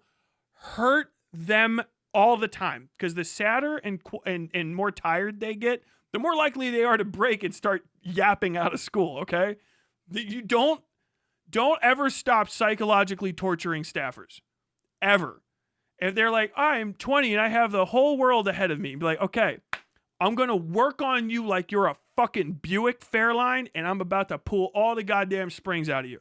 You're about to have no suspension. You're going to sag like a fucking old Christmas tree by the time we're done with this. Because your only responsibility is to the people. If you're a journalist, your only responsibility is to the people. And it follows in, I need to not go to jail so that I can file. That's it. Sometimes it's like, what, if you have to go to jail for like 2 or 3 days, but you can file, like, consider rolling the dice, baby. You know what I mean? Yeah, you'll have to go sit in the fucking pen maybe, but like you'll drink for free, when you get out. Dude, absolutely get in people's faces. Like the mayor is not special. His time is not important. They'll say he's the mayor. His time is important. It's not. He's the mayor. His time is unimportant. His time belongs to the people. When he'll make time, he'll give the people's time, hours of it to like a rich cunt. If you can grab him while he's on his way somewhere, get in his fucking shit. Hey, mayor, let me ask you this question. Because that way you can at least say, like, yeah, we asked him. He didn't want to answer. And everyone always looks guilty and shitty when they're walking away from a camera. Like, get on their ass. Not only was this journalism grad doing the right thing, he is one of the rare fucking souls on this earth that has the balls to get in people's shit anymore for journalism. Make them hate you. It doesn't matter. Are they calling you and telling you the truth every day? No? Then make it so that your relationship between you and the public officials around you is like, this motherfucker is not going to, I have to say something, okay? And the second they start shutting you out, start going around them. You send them courtesy calls, and they're like, oh, why didn't you come to me with this? Because you're fucking useless, dude. You're a waste of my fucking time. Oh, you're going to talk to me like that? I'll call your editor. Call my editor. Hey, get over here. Hey, he's got a problem. Yeah, your guy's cussing at me. It's not very professional. Why don't you suck a fucking dick? You ever tried sucking a dick, you loser fuck? Like, what the fuck? Here. Yeah. So my editor says you can suck a dick. What the fuck? Where do you think? I don't fucking work for you, you stupid bitch. You're a fucking public employee. You dumb fucking hooah. You fucking suck political cock for a living. You're lucky I fucking know your name and spell it correctly, you little bitch. Tell me what the fuck I want to know. No? Okay, click. Like, be fucking way meaner to political staffers. Like, if political staffers don't try to fucking neck it out by the time they hit their late 30s, they just turn into Stephen Miller. That's where they come from. These is a series of Stephen Millers, okay? They're not people. Don't treat them like that. Get in their face, demand answers, say, why haven't you answered? Ask a difficult question, but if they're nice, be nice. But they always make sure they're giving you more than you're giving them because it's a hostile relationship. You are enemies. A journalist is always the enemy of every fucking elected official because the elected officials, if they're worth their salt, they know that you're not going to, and you're worth your salt as a journalist. They know that if you find out something crazy, you're not going to report it. I did. Did you see how I behave with these idiots? Next time they're all mad at me, but they can't say I lied because they don't. What happened? Tyler found out something interesting. He told everybody. It's my only job. All I have to do. Make sure it's right. Tell everyone. Accurate. Yeah. Well, this is right. Send it. That's it. That's all your responsibility is. This reporter is based. Kevin Traeger had a fucking meltdown over it, and it's fucking great. It has some of the best quotes I've ever heard. A few hours later, Traeger called Galliano, wanted to know if he stuck it in the face, right? Thought it was appropriate to approach Greenberg after the public event. You didn't email me and ask for an interview with the mayor. You ambushed him, Traeger said. You stuck a microphone in his face. Legal based. Legal based. Legal based. Legal based. Legal based. Legal based. Literally no other response. Mayor's office in Louisville does not respond to comment. If you see the mayor on his way to fucking synagogue, he's a Jewish person, fucking get him there. I would wait outside. I'll wait. Yeah, dude, get him. Like, you're going to fucking sit outside his house? It's the people's fucking house. He's paying for his electricity with my money. I will sit on his fucking sidewalk. Hey, Mayor Greenberg, are you with your kids today? Can you answer more about the shit problem downstairs? Mayor Greenberg. Dude, that is fucking gold. That is good shit. I don't know why you think it's professional to be outside my house, because you didn't answer, you stupid bitch. You're not fucking following the FOIA laws. Why the fuck? I have no fucking respect for you. There's no one that can fire me anymore. If you're an independent journalist, get fucked. You can't even get fired. You can do whatever the fuck you want. You could go do fucking auditing. You could go be an auditor. Go into the police force and try to get arrested. Auditors are cunts. They're not even valuable half the time, but I'll tell you what, they are stress testers. They really are. Do you want to see what's legal and illegal? What's permitted and not? Go watch fucking First Amendment auditors. Fucking psychos walking in the goddamn jail like, I want to see inside the cells. I looked it up. You're allowed to see inside the cells once a year on a full moon. And it's once a year. It's a full moon. Like, what the fuck is this guy? Base, treat public officials like shit. If you are a journalist and the public officials all like you and they smile when they see you coming, you are bad at your job. They should hate you. They should hate you and fear you. And if they don't, you probably suck. If somebody's going to be like, I was a journalist at WFPL, 8 in the morning. I had a morning show and I won 17 local Emmys. Every local politician loves me. I sat in the boxes at Churchill Downs with the governor of Kentucky. You're trying to tell me I'm a bad journalist? Like, yeah, dude, you presided over the death of journalism, you stupid fuck, you old cunt. Die. Fucking piece of shit. God damn. Trigger sounds like my Hassan impression. It's just my spoiled rich boy impression. You know what I mean? Asking questions, tough questions, is a reporter's job, and it's a problem when press secretaries try to curtail access to elected officials. Multiple media experts told the Kentucky Center for Investigative Reporting. Absolutely. You don't need anyone to give you authority for that. It is your right. Are you legally trespassing and are you legally assaulting the person? No. Is everything that you're doing legal? Do it. Push the law to its absolute. What in the fuck is politeness giving you? If it's not turning dividends, I mean profitable, well, I would like him to be polite to me. No, you don't. He's got more power than you. He can be polite all day and then still take the fucking bus stops out of your neighborhood. Be a cunt to him. If the only thing they don't want you to do is be a fucking asshole, be a fucking asshole. Be a sociopath. Call them at horrible hours at night. Find phone numbers that you're not supposed to have and fucking call them on them. You know what I mean? Like, where do you work when you're not here? I'll be there to ask you because it's legal to be there. You're harassing a public official?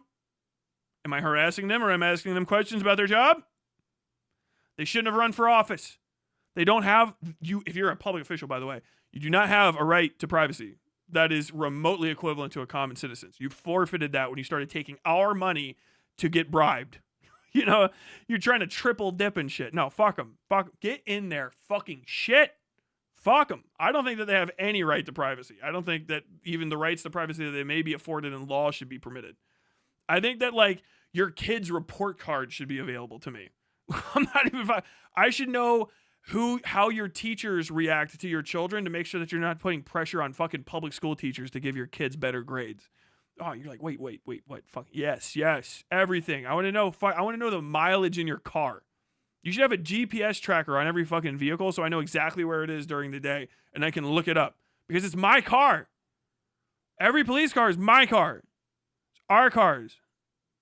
Mine. It's my fire hydrant. Our fire hydrant. My police light. My street lamp, my stop sign, our mayor's office. I will go into our mayor's office and do whatever the fuck I want. Because I want to be, it's my mayor's office. You know what I mean? Get in there. They're like, you see all these old movies and shit, people be fucking piled up against the doors that can't get in. Come on, get out of the way. He's got to get inside at least. Come on, you animals, you freaks. They're trying to push all the people aside. Do that to people. No one gives a fuck about Twitter. I think Twitter's overblown just so they can get you fucking excited to do nothing. Get in their asses on shit. Experts say the issue is becoming more acute in modern media as politicians and staffers are more emboldened to bully reporters in an attempt to control their message and censor press access. This is because of the over-corporatization of the press, but that's pretty much it. And there is a clear public interest in knowing how government spokespeople, who are paid by the taxpayers, behave as they fulfill their public duties, said Kelly McBride. Kelly McBride! Yo! The senior vice president and chair of the Craig Newmark Center for Ethics and Leadership at the Poynter Institute. Press secretaries and public information officers are the government officials who are appointed to interface with the public. Journalists are often a stand-in for the public, she said. When an official belittles or bullies a member of the public, even if that person is a journalist, the public should know. When asked this week to comment about the exchange with Galliano, Traeger said reporters are welcome to ask questions whenever. Yet, throughout the 6-minute Friday afternoon phone call 2 weeks ago, Traeger shouted at Galliano and asked why he didn't first ask for an interview about the topic. Because fuck you. Because fuck you is the answer. Andrea, if you didn't say that, I respect your professionalism. It's not necessary in my eyes, but I respect that you went the extra mile. But fuck you is the answer. Why didn't you ask me for an interview with someone else? Because I didn't need you. I worked around you. Fuck you is why. You fucking bitch. Fuck you and fuck your fucking limp-wristed dad. Limp-cocked fucking stooge bank-running fucking Nepo baby. Fuck you. That's why. That's good shit, dude. Get fucked. That's why. I fucking love this guy. I love the dude. I love fucking press shit. This is Spider Jerusalem in action. In fact, he did. Galliano asked to discuss the issue of biohazardous waste with Deputy Mayor Nicole George, whose job it is to oversee public health and services, but Traeger said she would not help. Traeger insulted Galliano for reporting on the issue. And this is the quote. This is God tier. How is it the mayor's fault that they pooped on the street? Traeger asked. How am I supposed to take you seriously when you're doing a story about people pooping in the street? How am I supposed to take that seriously? Look, this is the guy, by the way. Look at this fucking pussy, bro. Oh my God. How do you even raise such a bitch? Look at this fucking gunt hanging out over it. Look at that fucking belt folded in half. What a sloppy, filthy fuck, dude. Oh, I think he's fucking high at work. The fucking shit king, dude. Poop boy. Oh, it's poop boy Kevin. Caca Kevin. Caca Kevin in the mayor's office. I can't admit, this guy gets public money to look like this much of a fucking slob. Is crazy to me. My man's belt is fucking horizontal. His belt buckle is like this. How is that even possible? How have you achieved perfect skinny fat symbiosis? How have you accomplished this, my friend? How can a suit look so baggy and also have so much strain on the top button? How do you achieve this? How do you manage to make this happen? What a sloppy bitch, bro. Oh my God. So this guy's fucking yelling at people. I mean, it's rich kid shit. It's like he probably talks to fucking Postmates people like that. Oh my God. How am I supposed to take you seriously when you're doing a story about people pooping in the street? How am I supposed to take that seriously? The Kevin Traeger lore, by the way, one of the reasons he's still around is when the guy came in to shoot Craig Greenberg to death, which would have more than likely, we would have gotten Shamika Parrish right, I think. Was that it? Hey, Sam? Actually, in a different room. We had another lady, a black lady from like the neighborhood, was running, and she was in the primaries against Greenberg, and then the assassination attempt happened, and he got way too much fucking credit. And he was also being like bankrolled like crazy amount of money for a fucking local election. We would have gotten her instead if he would have gotten his fucking head blown off. When they were in the office and the guy came in to shoot Greenberg to death, the black dude, this guy closed the door on him and saved Greenberg. So this guy's biggest contribution is literally closing the door on a black radical. Saved that man's life. Fuck, closing the door on black America. God damn it, somebody's trying to make a political change. He closed the door on him.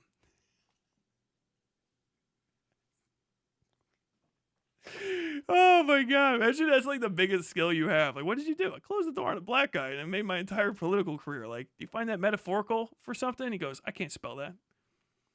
I couldn't even read that if he showed it to me. He looks like the personification of boat shoes and salmon pink shorts. Absolutely, bro. To local officials, downtown business leaders, and homeless service providers, a lack of public restrooms as hundreds of instances of biohazardous waste pile up across the city's central business district is a serious topic worth discussing. The poop in the streets. The poop in the streets is important. The Louisville Downtown Partnership tracks how much biohazardous waste is cleaned from the city's downtown streets. Galliano's reporting revealed the issue is growing, with more than a quarter of the 3,380 instances of biohazardous waste since 2021 coming from the first 6 months of the year. It's an issue that needs to be studied for sure, said Metro Council member Ken Herndon, a District 4 Democrat who represents the downtown area. One-way system, reporters can provide a window. Mayor should be ready. The job of a government spokesman like Traeger is to share information with the public and help reporters navigate the systems to find answers, Keeley said.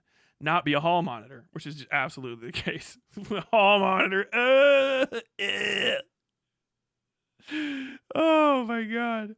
On Tuesday, when asked about Traeger's response to Galliano's reporting, Greenberg said he is happy to answer questions at any time. Any question at any time. This is an absolute lie. Everybody that's in journalism in that fucking city knows it's a lie. He's tried to kick people out. My buddy Josh has been yelled at before. Ignored, raw ignored. It's one of those things where sometimes like the other journalists have to ask the other journalist question because like we all want to know that thing. Or people get upset because they're trying to like, well, this is about Puppy Awareness Day. And like, can we talk? Like, understand, Louisville's in the middle of a consent decree. We've had since I moved there, the year I moved there, we had the LMPD, Louisville Metro Police Department Explorer scandal, where we found out that the Louisville Metro Police Department's basically like cop Boy Scouts program was facilitating officers raping children. Don't worry. No, yeah, I'm sorry I blasted you with that. We're not going to get into that anymore. And that never really got fully covered all the way. And then it's just been downhill from there. There's been officers abusing sex workers. There's been officers gang stalking women with using the public or the police station property, the actual equipment that they use to like hunt down suspects and like double check license plates and stuff to basically like find women in Louisville that they think are good looking on like Snapchat and like hunt them down or whatever the fuck. Like, it's insane. It's like relentless. And they always just are like, I don't know if you know this, but Jack Harlow's coming to stay at the 21C, which was co-founded by Craig Greenberg, Mayor Greenberg, years ago. By the way, if you see 21C hotels, you can go to the art gallery. Do not stay at the 21C. 21C is boycott. BDS. Oh my God. Oh yeah, dude. It's a fight, dude. Louisville Metro is insane. It's absolute. That's Breonna Taylor is Louisville Metro. Breonna Taylor was 2019. That whole thing, those protests were the end of the Fisher administration's time, and then going into the consent decree came out of all of that into the Greenberg administration, who's just saying like, no, Fisher did it, but like we are going to like give like raises and stuff and hold no one to account. And I think we're on like, so I don't even know what I'm saying. I moved to a different city. This is why I haven't figured out everything for Lexington yet, because I had so much shit in my head about Louisville. I was so up on Louisville fucking lore. It was insane.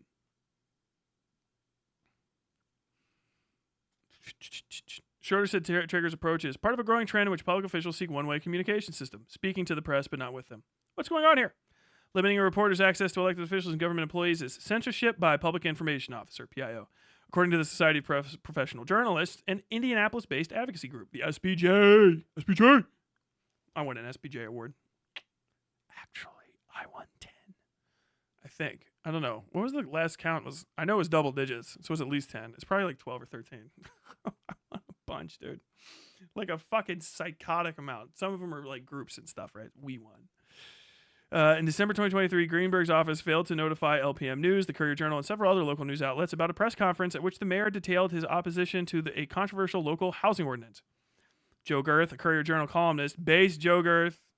Joe Girth is the long-term opinion columnist for the Courier-Journal in Louisville, Kentucky. His son was killed by a person at the Breonna Taylor protest. He was murdered by like a random insane guy with a gun that just happened to be at the protest. He was shot to death. It was like a big tragedy. Joe Girth is in that city, trust me. So if you're like, I would not stop. Most opinion people are fucking trash, in my opinion. Like literally, maybe Joe Girth would probably agree with me, but like Joe Girth is a real one, and he's on it with his statements without being like, trying to do internet politics because he's in his fucking 60s, I think. Joe Girth, the Courier-Journal columnist, grilled Greenberg at a later press event. What's going on here? Girth asked. Are you trying to shut out news organizations that don't write stories or broadcast stories the way you want them written and broadcast? Greenberg said that wasn't his intent. The issue sparked a complaint from Louisville chapter of the Society of Professional Journalists, Louisville SPJ. Asked about Traeger berating an LPM News intern who was asking Greenberg questions, the local SPJ said every journalist has a right to do their work without intimidation. Fucking fact. But even if you don't, you got to fucking get over it and you got to fuck with people. Go ahead and intimidate me. When I was doing journalism and stuff, people get fucking shocked by like fucking try to lean on you, trying to like, oh, you're new, try to get you to do stuff. I start showing up, boom, boom, boom, asking for records on someone. One thing I always do, if you're ever fucking around, if someone tries to lean on you even a little bit, if you feel like even a touch of like you're being weird, just ask for just try to FOIA a record on them, just a FOIA that is gonna come across their desk. And it'll really like, oh, okay. Just let them know. always be a little bit more intense than them because they can't do anything. They could try to kill you, right? And maybe they could like ask for your editor to fire you, you know? But literally, like, if somebody's trying to lean on you, you know, you can push it to whatever, you know, do what's right. But like, if someone like, it's one of my old tricks and I didn't learn it. It was just something that they taught me in J school. If someone fucks with you a little bit, like, you know, there's this teacher, not teacher normally, but like, what do you call it? School administrator is what I meant to say. School administrator tries to like fuck with you, you know, superintendent, board of education type person, a cop, whatever. They try to like give you the runaround. Just immediately, like in the next day or so, file a FOIA on anything about them. Just file a FOIA with their name. Just because it will fucking shock people. Well, hey, you didn't ask me any of that stuff. I just wanted to make it official. You know, we had a conversation, and I was just interested in learning more about you. You guys think like I've been mean to people on? You have no idea. You have no idea the kind of like damage I've done in my time as a journalist. All of which is completely illegal. People hate me. They and I make them shake my hand. Like it's fucking awesome. That's like, dude, being a journalist, it's truly the life of kings, dude. H.L. Mencken. Truly, it was the life of kings. I miss it like crazy. I want to get back into it. I think that's really what's been happening with this stupid drama coverage shit. Is it just reminds me of back in the day. And it's like, 2,000 people will read it, but I only care about one, and it's you, because I just want you to know I'm looking. It's like, oh, that's like it. 2 million people didn't watch it. It's like, no, I wrote it and you read it, and it was between us. You know that I know. That's what I want.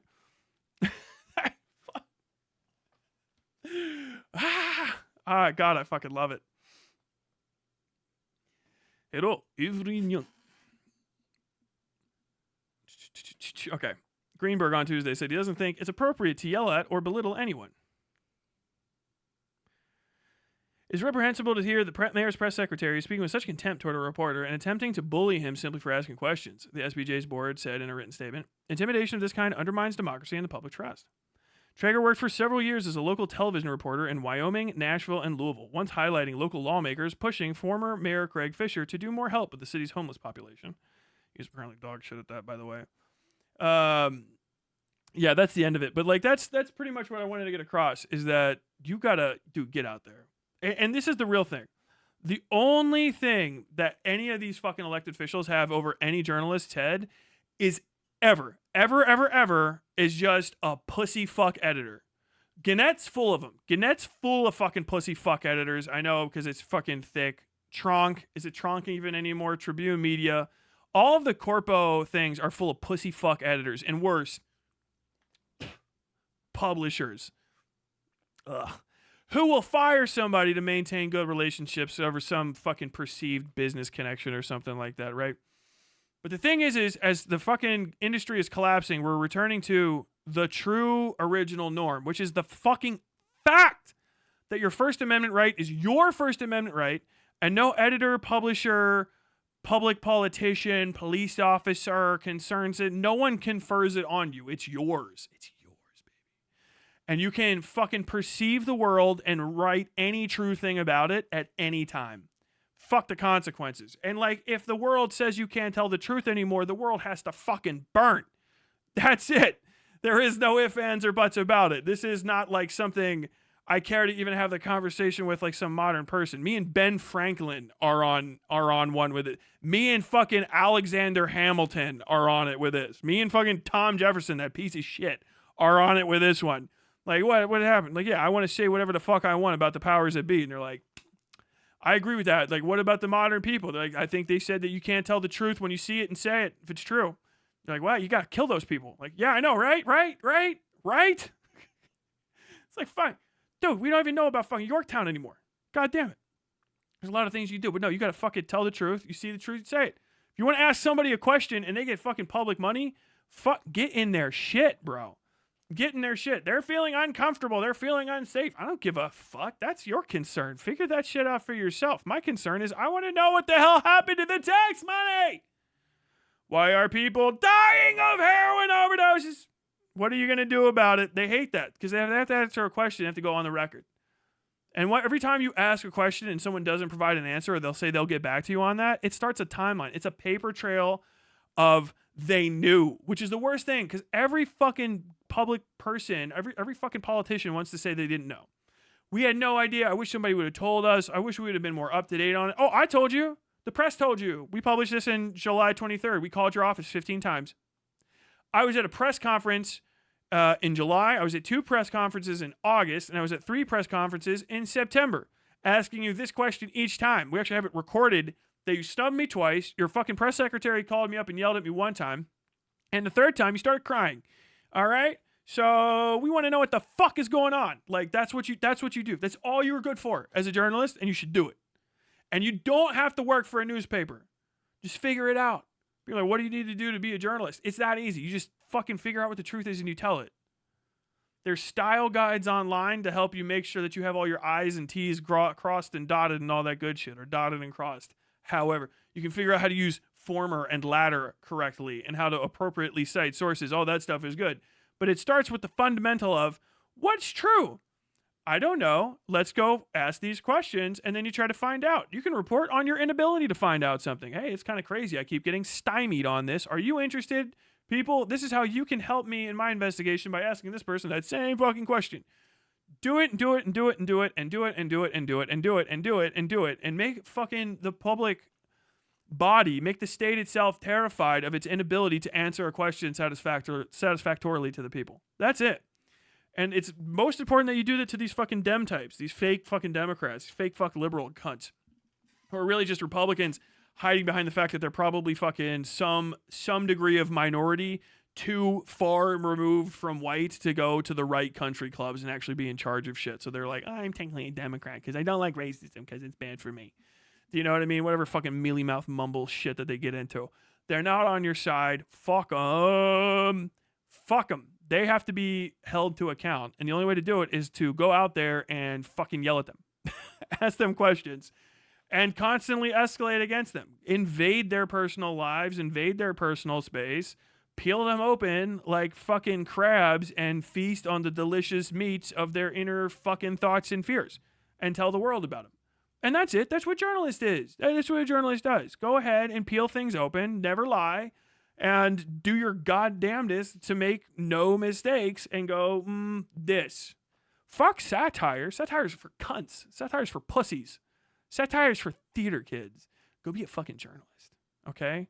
Go take 2 fucking Adderall and stay up till fucking 4 in the fucking morning, gibbering crazy, cracking the fucking code on trying to put together a timeline of like 6 different events and figure out that, oh my God, he knew. He fucking knew! It's the best feeling ever.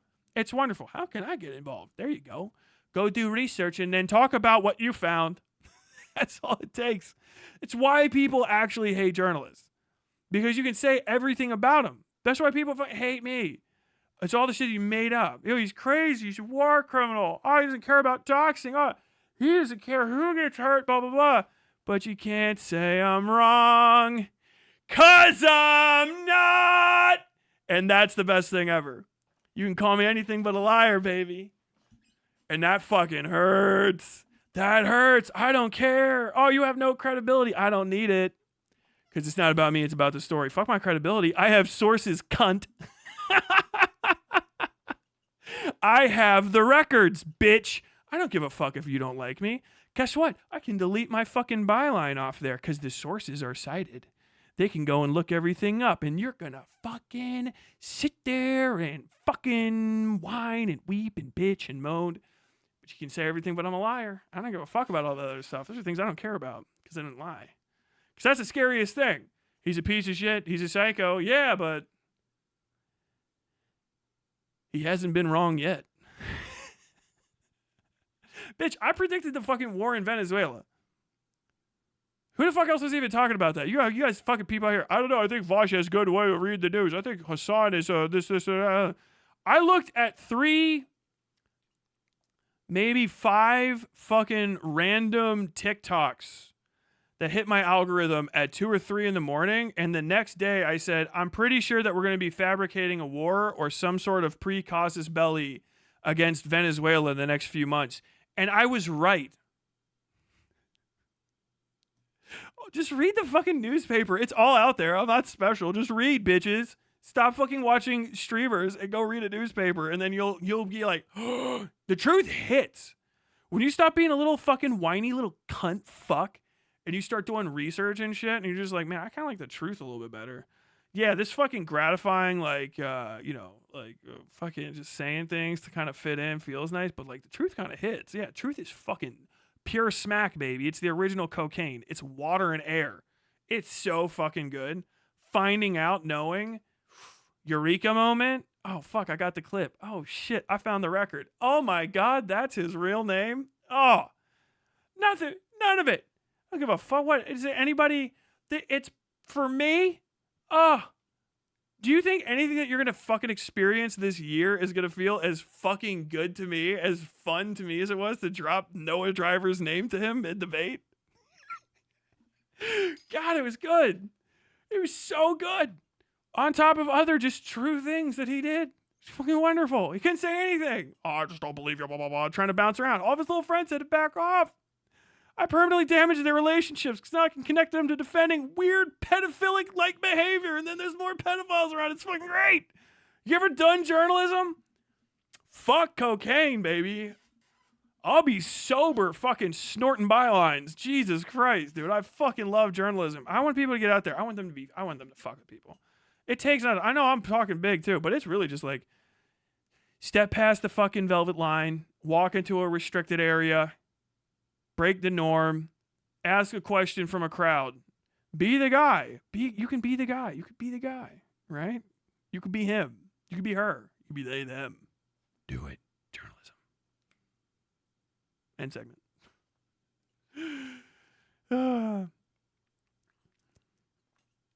True. Every time I think about Tyler's coverage, every time I see Venezuela news, I just rewatched that vid and it killed me. That was your best vid, Tyler. I don't even know which one you're talking about. Probably the Noah Driver one. Step 1, accuse the mayor of being an institute synth. Maybe skip the Adderall. Based Adderall. Duality of man. Like Piper from Fallout 4. Do you want to see who's literally me? It's this.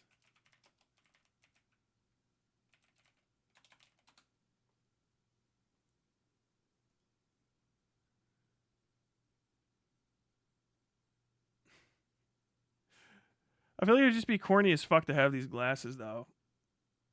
Where's a good one?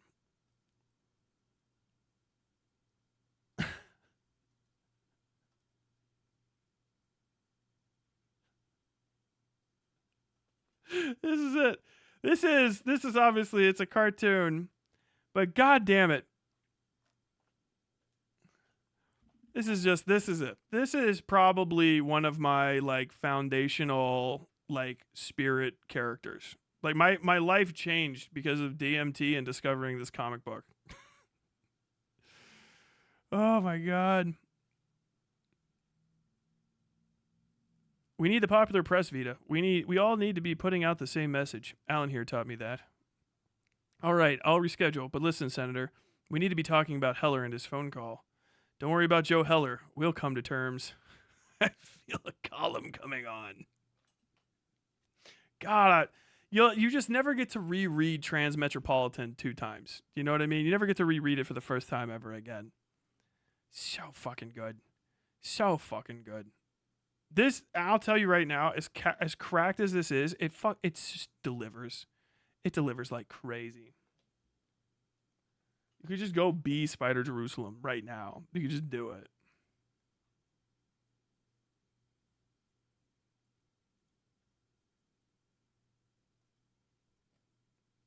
Yeah, this was my...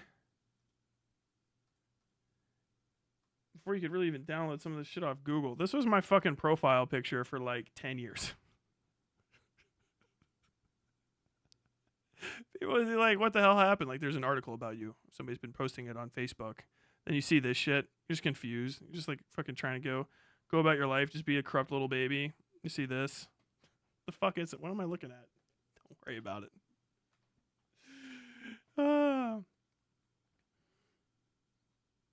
I can't read on DMT. Well, I wasn't doing them both at the same time. I can do journalism without a journalism degree. Yeah, you can. do it whenever you feel like it, really. As long as you're in America, at least. His old Nikki D still not talked about the sound pedal leaks. Destiny? What? I don't know what the fuck you're talking about at this point. You've lost me as well. Okay, I gotta look. What is this Graham shit people keep talking to me about? I feel like I do need to look at that.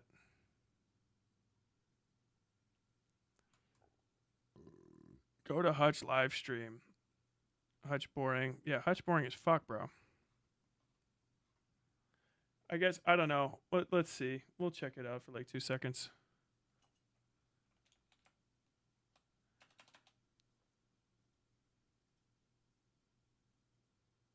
Why doesn't this work anymore? Oh, yeah, because I have the fuck.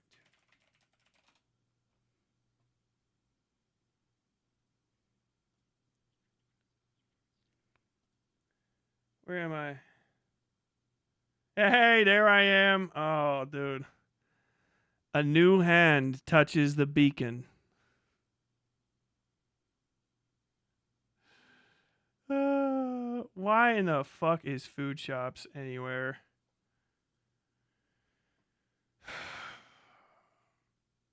Ew. Yeah. Yeah. Dude, how hard does it hurt? Like, I don't know. I just gonna say, like, is there anything about, I guess there's like a little anger here and there that happens. I'm almost 38 years old. I got like some issues, here and there with my appearance as I've been aging, but I just wonder, if I was Hutch, if there's anything that would be like upsetting at all about my stream, Sorry, I'm just yawning for no real reason. Yeah, just trying to kind of get it out there. Ooh, popping my back. Just not doing anything for any real reason, just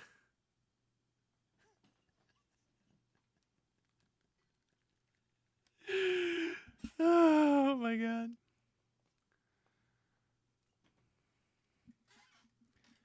Warren Ellis is a great author, but a bad person. True.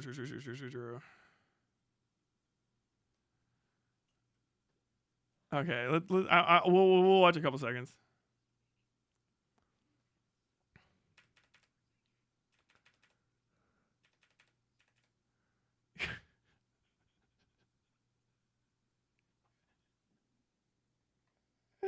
Why? Come on, give me the intro. Where's the intro?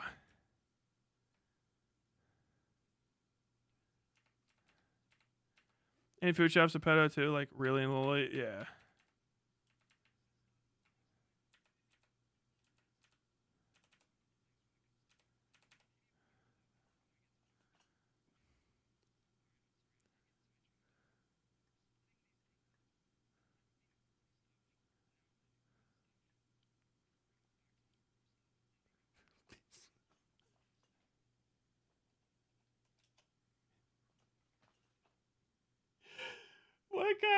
What position have you put yourself into where you're like, yeah, I gotta talk about Destiny, and then there's a hippies made on me today, or something like that. I gotta talk about the piss stuff.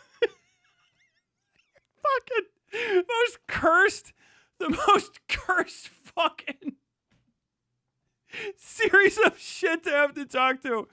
Yeah, I mean, we got this thing, and then I got I'll get to the Destiny stuff in a second, but first I gotta cover the piss stuff. From food shops to someone made fun of my dirty dick piss boy Hutch video to talking about Destiny. Like, what a wonderful day. God damn it, dude.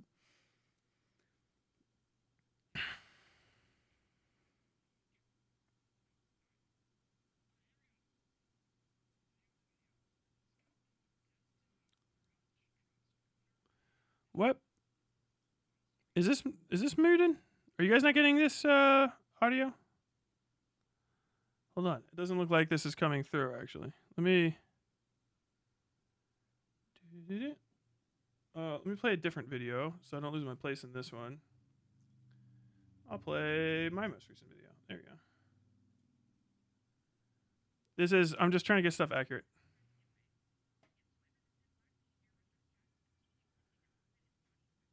5, 6.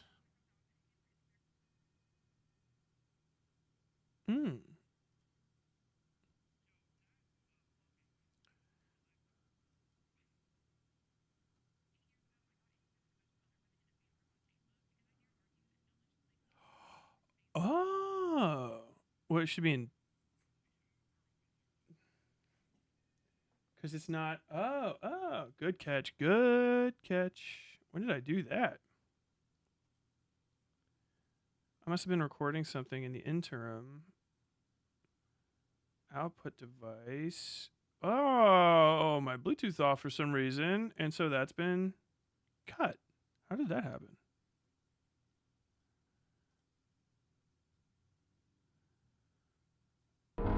Taylor Rose is Yeah. So that works. Give me just a second. Let me reconnect my Bluetooth.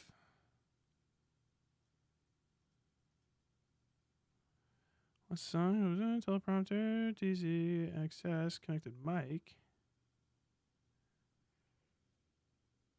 Connected to the microphone.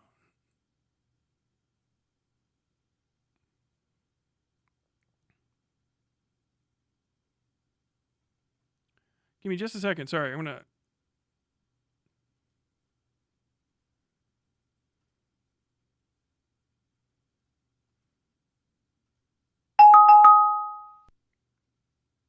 That was horrible that happened. Let me see. Compressor, way too high. I'm gonna pull that down a little bit. Okay, that should be active now, I think. It is not. How very strange. But this seems to be recording again to inside the system. All right, there we go.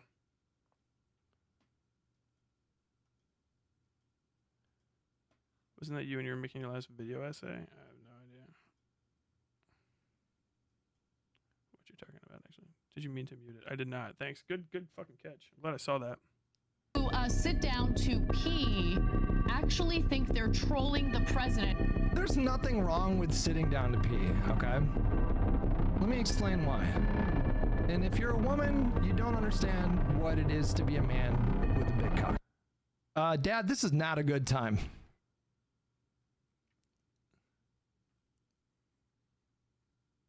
I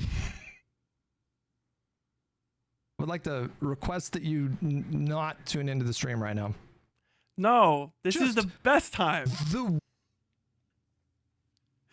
That can't be real. That has to be a piss take. There's no way his dad is in here for this. Worst That's stupid. Possible time that my dad could have shown up in the stream. Literally, as soon as I start watching this video, what are the odds? Dad, it's really better if oh my god. Listen, don't think it's a good idea for you to tune into the stream right now.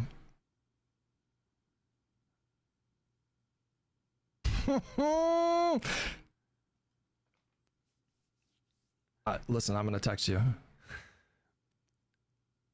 What the fuck? Dad, it's not personal, but this is the worst time to tune into the stream. LOL. Does he even know what LOL means? I don't know. Come back again another time. Dairy pastrami sandwiches, and we went there on Saturday, and it was fucking. Okay, hold on. We gotta start over here. Sit down to pee. Sitting down. You don't sit down, okay? What is this intro? The music. Is this person trolling? Is it a troll? Is it a bit, or do they really think that this is like a explosive story that they're dropping? Like, I discovered this thing in one of Hutch's streams last week, and it's so bad. Or is it a bit? Title with $5. Hutch is getting fucking. He's getting fucking filtered by the intro music. It just sounds cool. That's it. It's on all the videos basically. Sorry I didn't get to you, brother. Thanks so much for $5. Department of War. This dictator sucks. Can't even do Orwellianism right. And then Trio of War, I think I got you for 69 months. Thank you so much. Oh my god. Oh, I gotta link the video. First of Hey! all, what is this filter? Holy shit. Can you guys see? What is the filter that he's using? Is this like a... does it make him cell shaded? It almost looks like a Borderlands character. No. What? Cell shaded. I just did what you didn't do, which is a modicum of color correction. This is it. This is everything that's on the fucking screen. Color correction and a little sharpening. That's it. Filter is crazy, dude. Hold on. Where's the where's the face cam at? Oh shit. How do I? Yeah. Oh, these are all free tools. Filters technically are filters.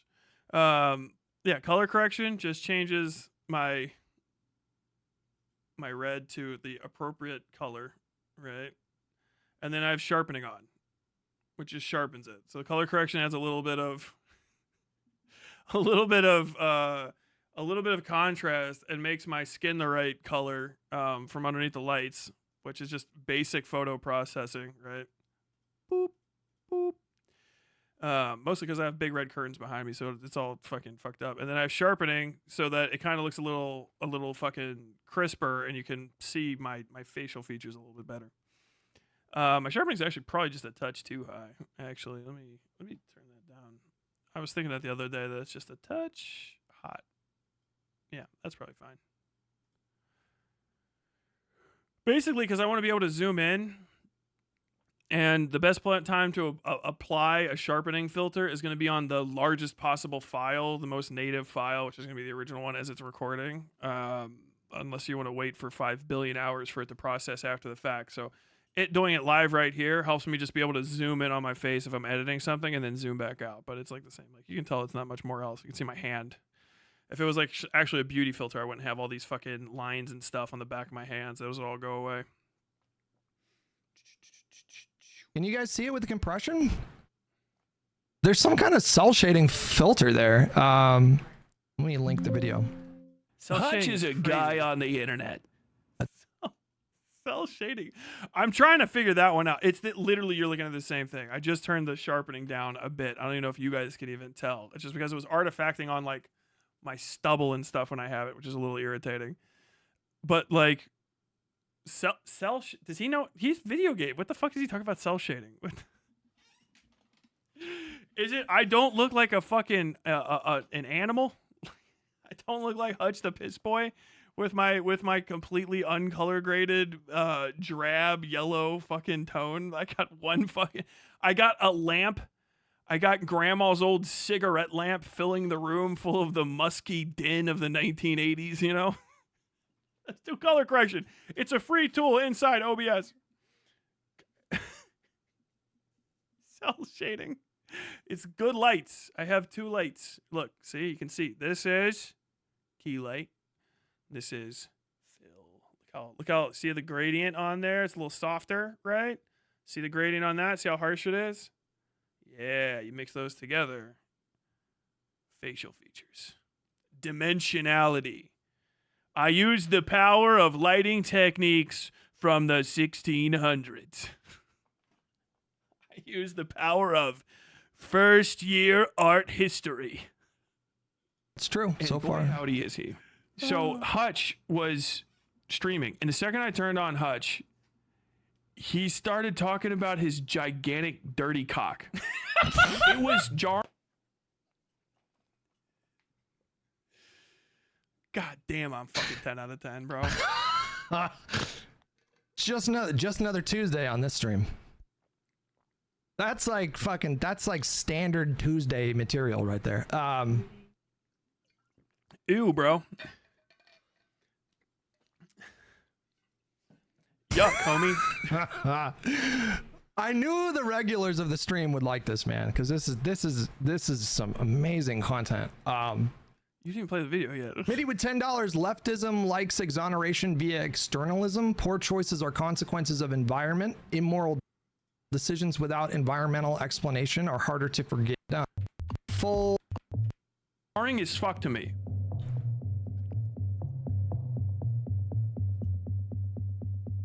If you're a man with a big cock, Your cock About to can get gorped, bro. bend and fold in ways that cause what is known as a split stream.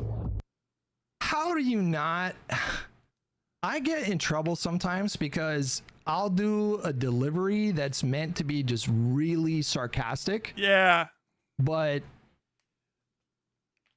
and I don't remember when I learned, like, I don't remember when I started doing this, but like when I do sarcastic sort of stuff, I really genuinely try to make it sound as sincere as possible. But even in the context of this discussion, is it not really? Cope! Cope!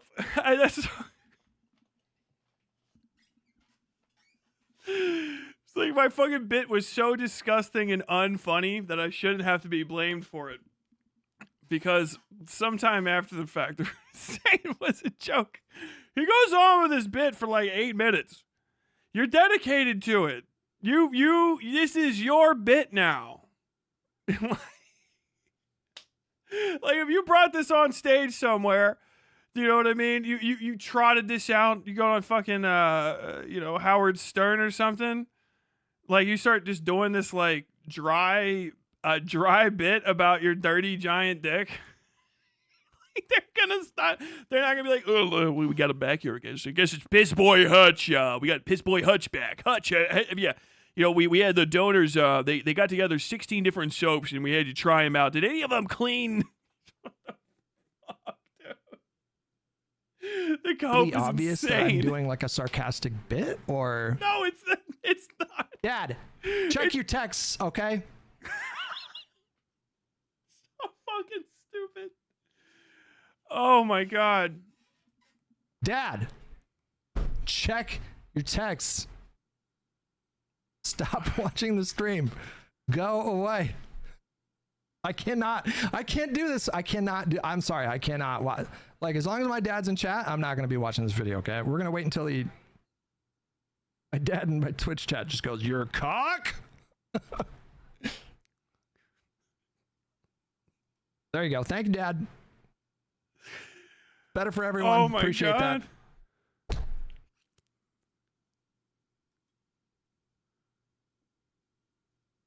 Oh boy. Okay. What did it get you? The reason to sit down when you pee is because it's more hygienic. You don't ever need to say a single fucking other word. Maybe you don't. It's just, if you sit down to pee as a guy, 100% of the piss will more than likely get in the toilet. So people are led to believe, right? So far, so good. Hutch does not say just that. And what we're led on after he That's not begins my talking video, that's his. is a, what is this? 8.5 minute journey. That's nothing. That's Bush League shit, okay? That's not a nothing, good defense. Okay? Any other day, that might have been a 45-minute rant. If it was funny at all and not weird as fuck, maybe. But like, bro, I'm gonna have I'll say later, a sarcastic bit where the bit is talking about your dirty dick. Trying to say it's big so it pisses weird. That is cope? And if that's the nature of the program, you still got to get fucked with, because at best you're just like, I don't know if you know this. I wash my balls, but I'm a hack. Like, what the fuck is what do you think you're defending? You're just unfucking funny at best. Like, I'm so unfunny that I go on hour-long diatribes, I guess, about even worse stuff. Wait, what the fuck is the defense here? I see that you made fun of me talking about my my medical issues and looking like a fucking weirdo. Or did you consider the possibility that I'm a hack fuck, unfunny, untalented idiot? My dad did. That's why he's here to support me. Like, what the fuck is this? Who says that? It's not a good bit.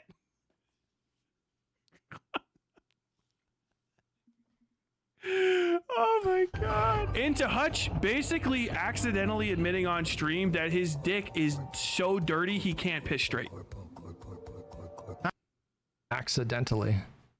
How many of you guys, fellow big cock havers, Bro, you're not. No, that's with the question marks. They're quoted accidentally.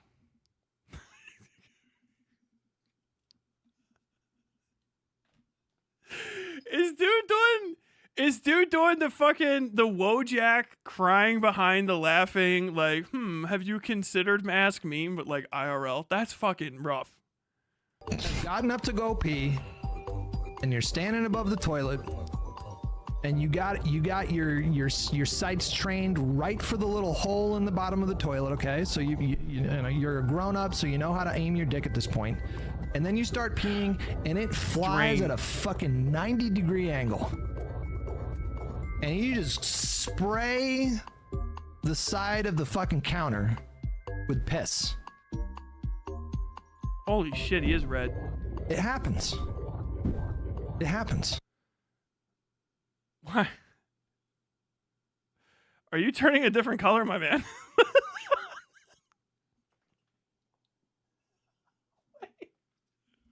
What the fuck? I just saw that in his chat. It said, dude, he's like red as fuck. And then I looked at him and is he actually turning a different color here? Okay, I might be crazy. I hate this filter, man. This cell shaded filter that he's using is so disturbing. It looks like a Scanner Darkly. You know that movie? In the middle of listening to political conversations. We're never going to be free of this. What filter? The filter is skincare? Is the filter skincare? What filter? He's saying I look like Scanner Darkly is amazing. You guys know what that means?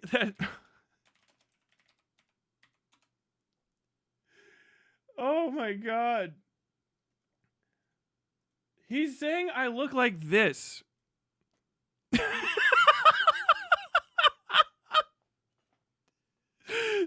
This is what the cell shaded filter from a Scanner Darkly looks like. Unironically, if I fucked around with the filters on this, I could probably get to this point eventually, or something that looks pretty close to this, although it would be really wiggly. It wouldn't look as good.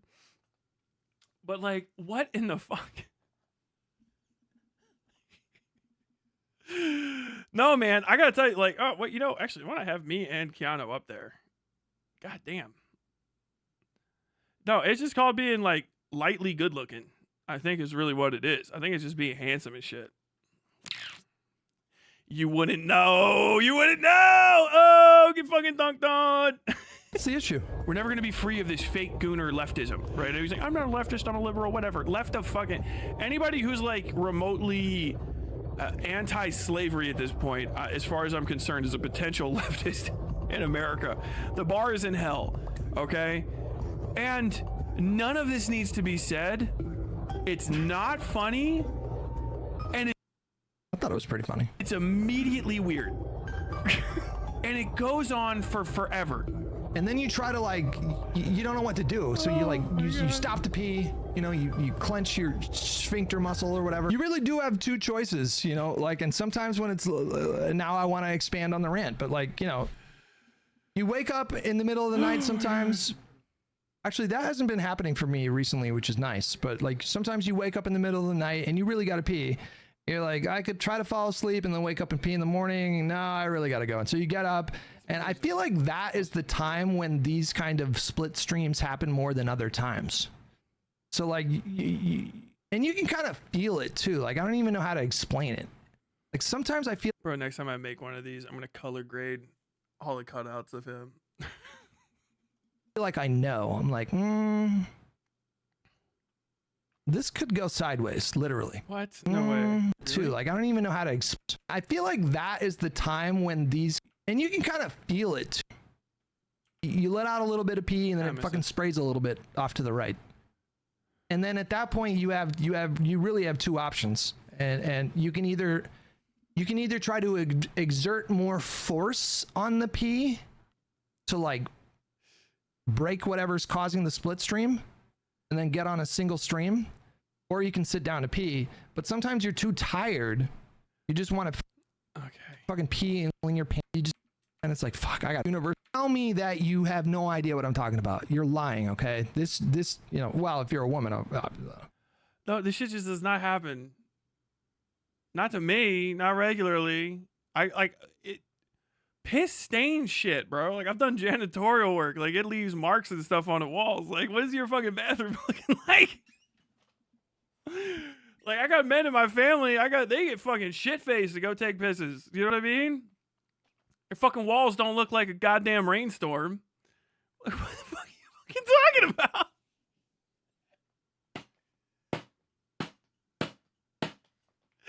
It's so fucking cringe, bro. I can't even imagine. Oh, dude. Dude, this has happened to me so many times. Like, why are people pretending like this is so weird? Oh, come on. Give me a break. Your vas deferens, is that what it's called? But you got when you, but if you can't open, like, I want me on the screen. Whoever talks to this is things that chat G be caught to off that norm stress stream. He stuck says adhesion.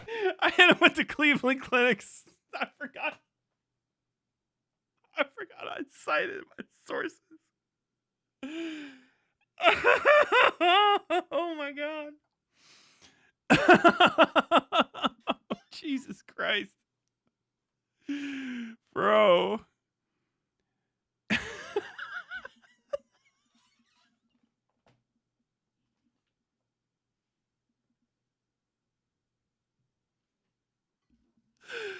God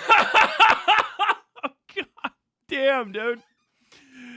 Oh, I don't know how someone could get cucked this hard by just existence. It's crazy. By just existing, by just being alive, bro. I don't even know how you do it. I don't even know how you do it. This is nuts. This is crazy.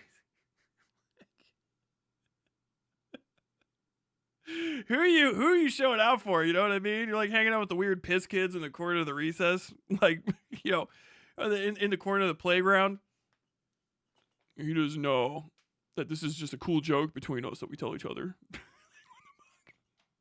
What the fuck, dude? Oh. This is the most common.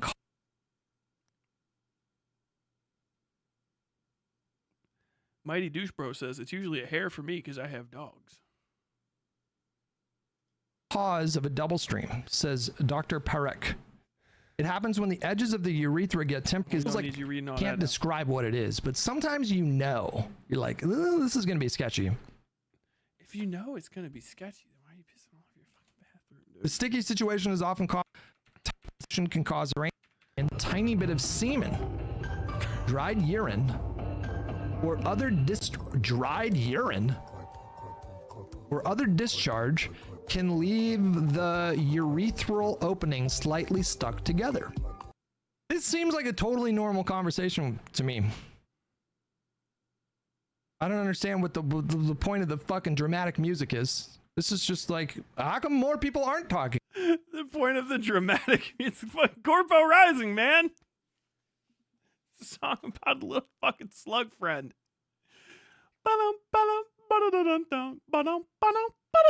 Dramatic music is crazy, dude. I could have hit him with the full Monty. Do you know what I mean? I could have gotten him reading all this shit. Hold on, wait, I gotta hit him with some hard stuff.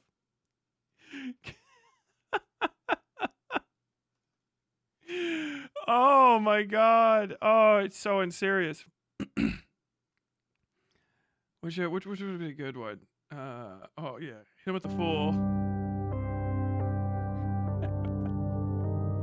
You clench your sphincter muscle or whatever. You really do have two choices, you know, like, and sometimes when it's, now I want to expand on the rant, but like, you know. Dude, the song I'm playing is Gorpo. It's just this. It's goofy music. Because I knew some of my chatters and at least one of my mods would have been mad if I used my other funny music song for it. Because it's supposed to be lighthearted. It's lighthearted.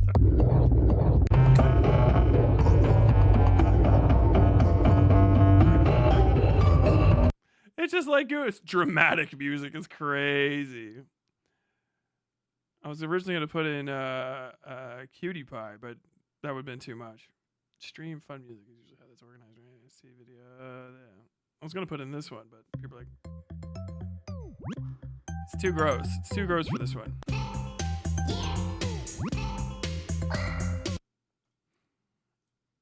You wake up in the middle of the night sometimes.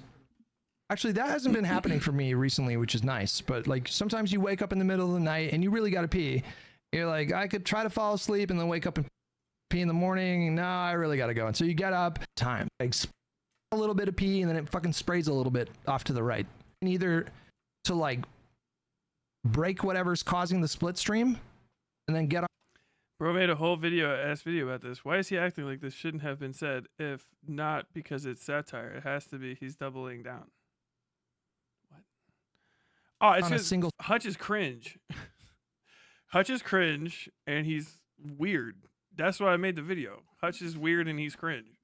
Hutch's defense to this is that he's weird and cringe. So, like, no matter what, like, all according to Kaikaku. Note, Kaikaku means plan. Stream, or you can sit down to pee, but sometimes you're too tired. You just want to fucking pee. You know, anytime you can't sit down on what it is, what the experience day, and whenever is having work true. Yes. God, look at the quality. Look at the quality difference. That's rough. That's rough, bro. No matter what, Hutch, you got to admit, bro, you look like shit, dog. Looking like a whole ass fucking rotten egg. A yellow ass fucking head. God damn. Hutch in that fucking Fallout 3 filter ass head. What the fuck? God damn. More people aren't talking about this, is what I wonder. What he finds out is that the only thing that causes a split stream, which I don't think maybe ever had in my life, there's no way this is true. What kind of a lie is this? I don't know what the fuck. What kind of a lie is that? Give me a break. There is no way this is true, bro. It's There's just 100% no way. true. Who are you fooling with that? Who are you fooling with that? They got fucking Papa Hutch in that fucking chat finding out his Let's son's read his chat. learning What's his that chat their saying family here? don't Maybe clean he up. should get his prostate checked. Maybe. Probably, to be honest. When is the 40, earliest 40. age men should have their 40, but they're starting to recommend 45 35. prostate checked? Men should start 45 and too. Again. God, these fucking. He looks like iDubbbz understudy for the role of child killer. Okay, that's pretty good. Hey, SM Jet Time made the video. Okay, he consulted Chat GPT for like intuitive knowledge. Intuitive? There's no way people knew. Well, I mean, maybe some people are. a disease or you being dirty. That's the only thing that can change the disease or you being dirty. That's the only thing. A disease or you being dirty. Worm boy Hutch, even a worm will turn. The worm boy.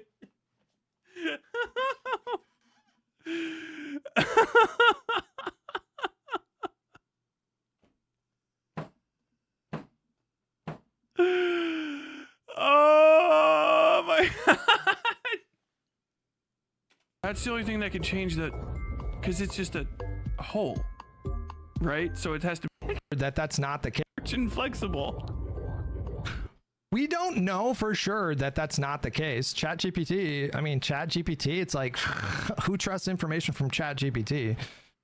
You Come know, on, pull it So, out, like, pull it we out, don't- laugh we it don't off. know that that's not the reason. Stop crying, walk it off. Stop I would crying, have walking to- off. You're on it. You're on you it. know, I'll talk to my doctor when I go. that he just can't piss straight, and so he has to piss down all the time, I guess. It's possible. You don't know that. How long is You're not a mine? I got down to like 8 physician. minutes. Him going through a like spiritual moment of shock where he's just going, Okay, I understand that polyps and cancer and swelling and serious injury and dirtiness can cause this, but what about having a big dick? The only reason this motherfucker knows that is because he Google searched it. You're welcome. I just got you to learn something new. I literally just educated you. I set you down a path of education. This has actually got to be the most Okay? There's interesting no way he just off the cuff stream is I've just ever seen. like polyps and Because excuse I've been going for. Because that was the excuse I've been going for.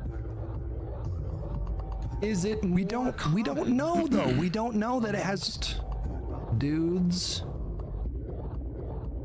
with a fat schlong. Possible. I guess we should say big schlong.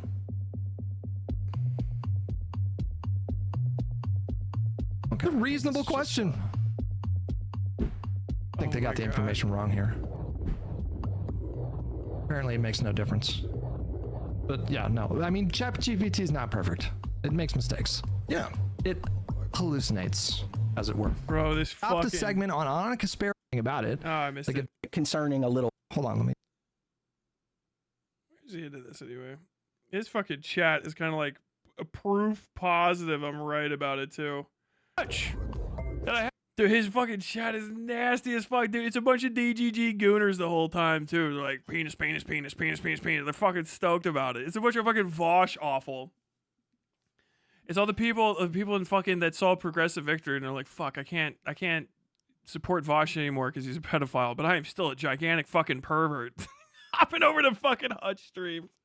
Hutch is gonna talk about fucking the nastiest shit on fucking earth, bro. Oh my god. Vicious cope. Pathetic. Nah, fuck this guy.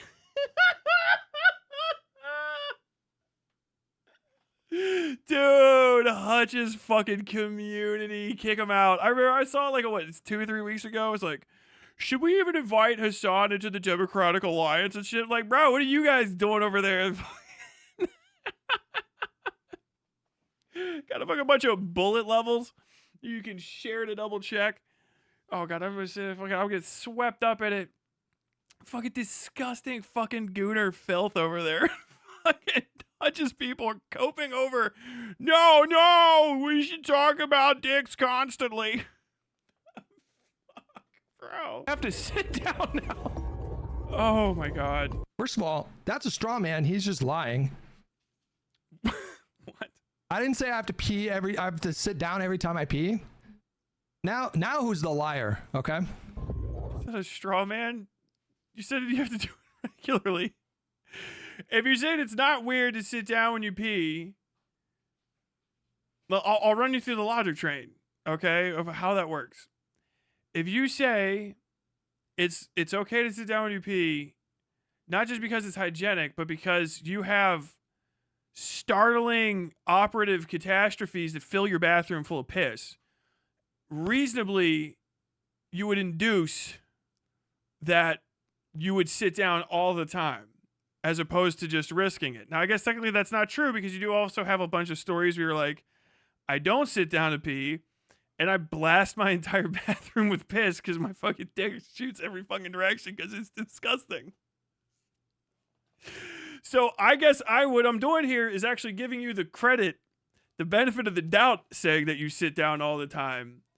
And the proof that I'm wrong, I guess, is the fact that your fucking bathroom's fucking wallpaper is melting off. The counterfactual to my inducement, my knowledge gathered through assumption here, the counterfactual to it, my deductive evidence against my proof, is that your wallpaper is falling off the disintegrating drywall because you fucking piss on your walls all night. Actually, I didn't say I sit down all the time. You would, if you rewound the video that you edited, sir, you'd find that my bathroom is very often coated in piss. Disgusting fucking creature. And it's actually super normal. Because, you know, You'd be like, oh, I'm not a Destiny orbiter. Is anybody surprised this guy got to sit down on a couch with Destiny? Like, oh, wait, this guy got paid to hang out with Destiny and go to Wisconsin to talk about politics? That's crazy. They have nothing in common.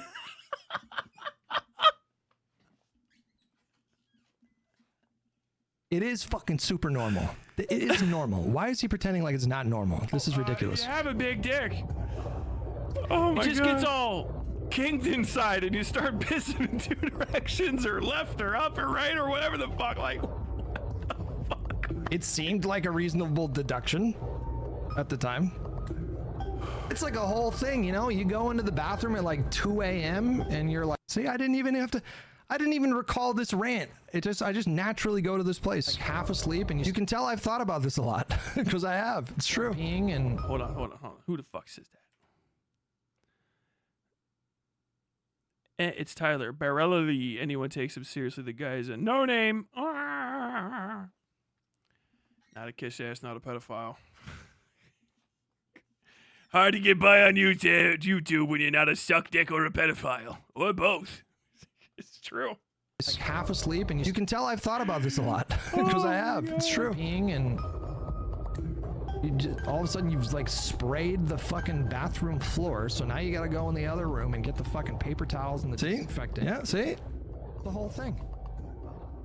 I just naturally went there. I literally think about this a lot. That's why, like, I'm not even kidding. Like, I'm like, what? Why is it doing that? How can I prevent this from happening in the future? Okay. I don't think about you at all. And then we had another hater.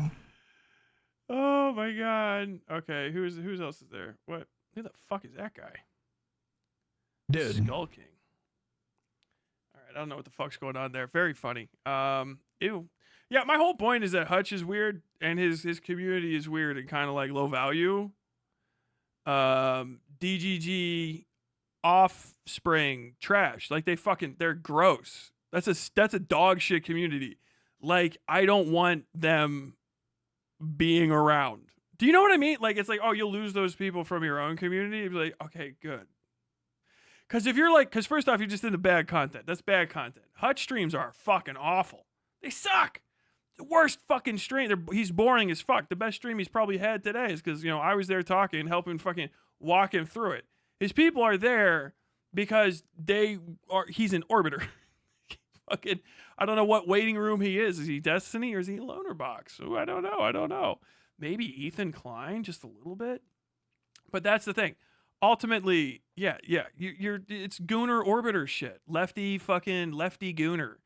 DGG offspring. Unsurprising PV purchase for Hutch. And that's the point. Is that if your audience is willing to forgive you for being nasty and weird like that, or that's like really a good thing for them, that's fine. But like, you're just politically worthless. Ultimately, like, you're gross, right? We have a massive misogyny problem online. We have a massive gross pervert problem in your specific sphere of people. Like, he's like a live and learn guy. So it's like, how many of his friends are fucking also that he works with are also fucking DGG or former DGG people? It's fucking Pisco and that whole fucking crew.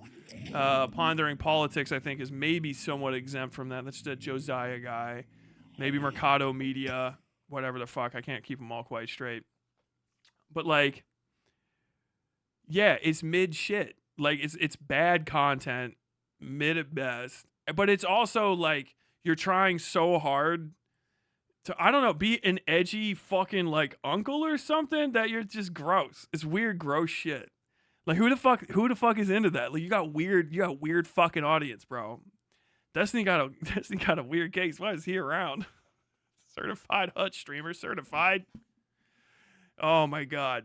No, I think the point is that there's too many people that are considering this side of the fucking content sphere to be like, oh my God, Hassan said a terrorism and shit. And like, Hassan's ass, right? He's dog shit. I got my criticisms for him too.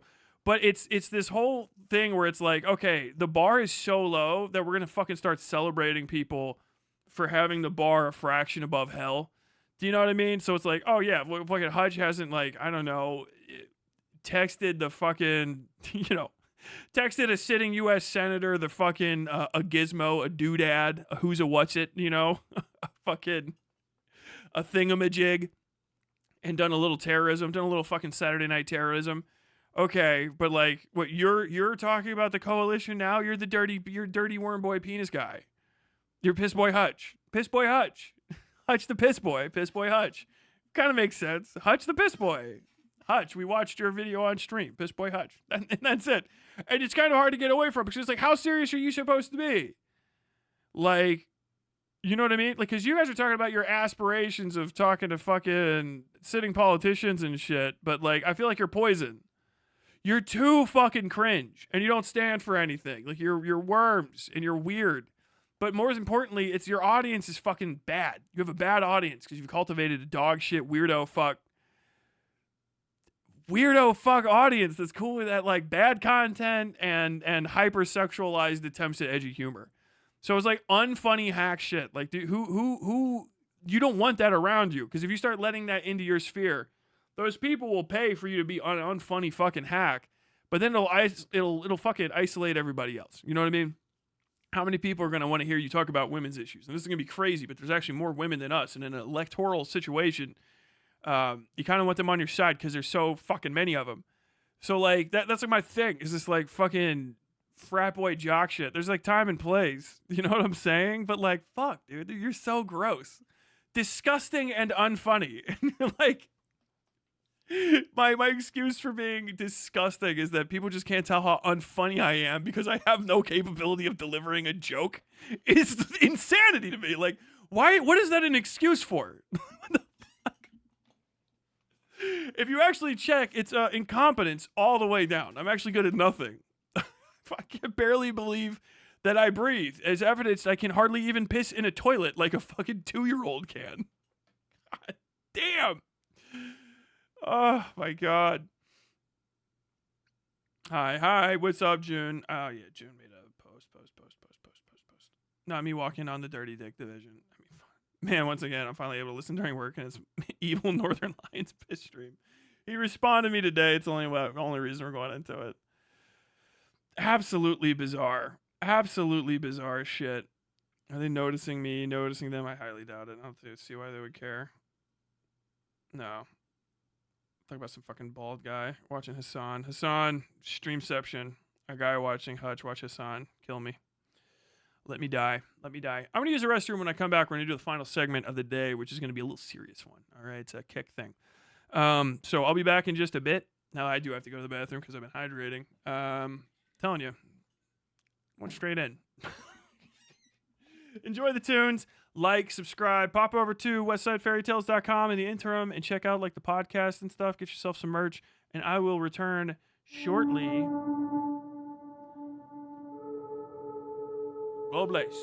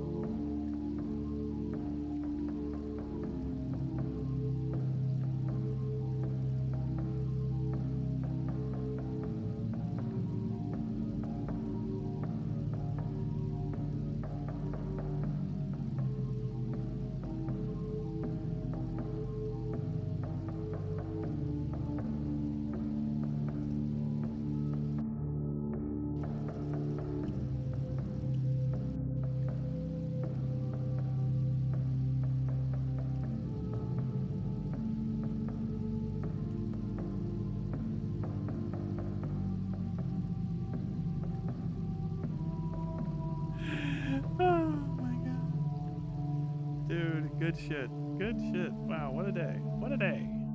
What a day.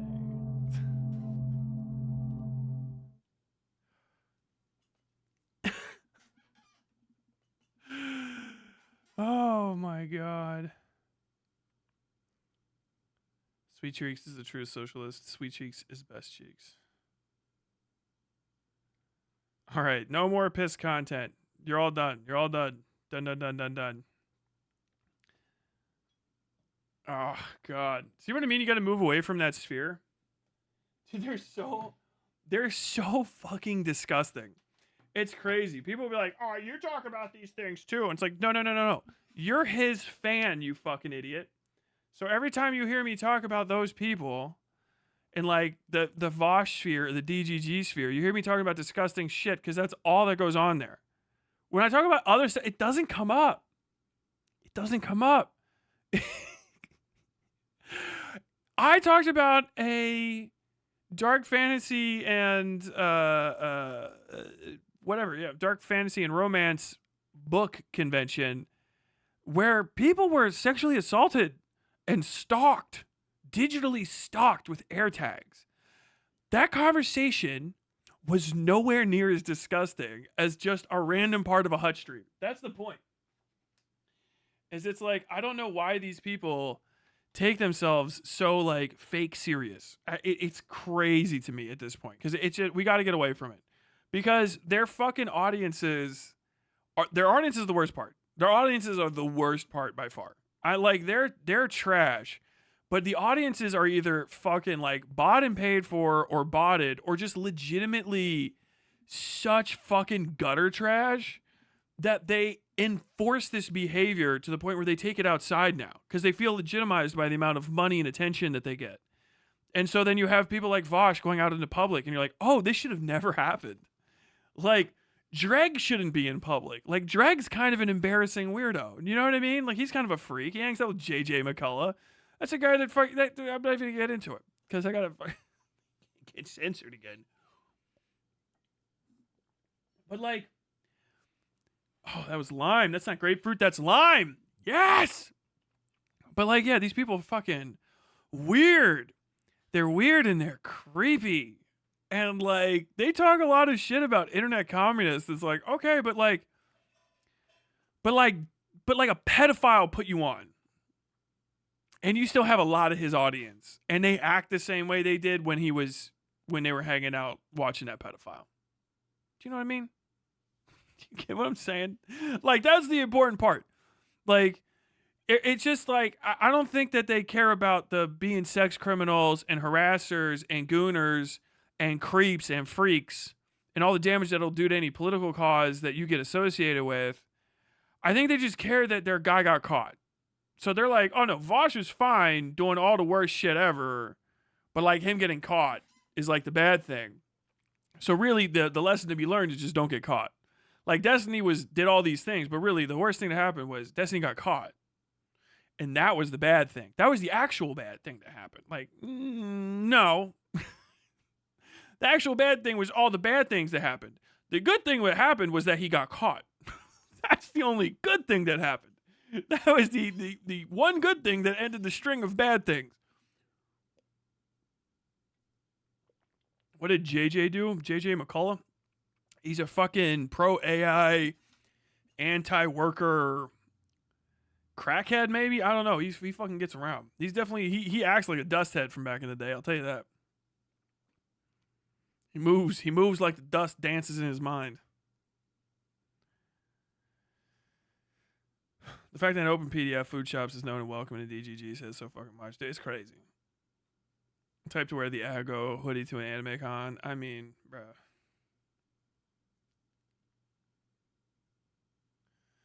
Yeah, you really need to shut that shit down or it snowballs fast. Yeah, I mean, even in my fucking chat right here, you know, we fucking entertained it for 2 seconds. People start getting excited. If I don't put a fucking kibosh on it, it will fucking roll out. And then it'll stop being a few fucking chatters who are normally normal, all trying to tell their one joke they're going to let themselves have for about this, but they say it at the same time, so it looks like it's constant. They will create a situation where that doesn't get fucking suppressed, and then the person that just wants to talk about that will feel comfortable entering under that guise and then normalize themselves in the community. And all of a sudden it's like, well, you didn't say anything when they made the jokes. It's like, yeah, but it seems like you're just like not joking. But then you have to deal with that later. It's better to just fucking kibosh.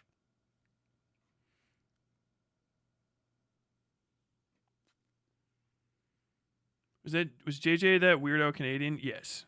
He's that YouTuber who was the Canadian bread tuber. He's not even bread tube. He's fucking like hard right, it seems. He's fucking dead ass a conservative by the messaging he was doing for me. For me, yeah. For when I was watching him. Okay. Jean Pomaneuve.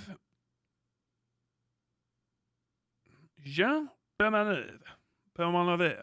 I don't know. Hey, what do I need to bring a fucking French on? I have multiple French.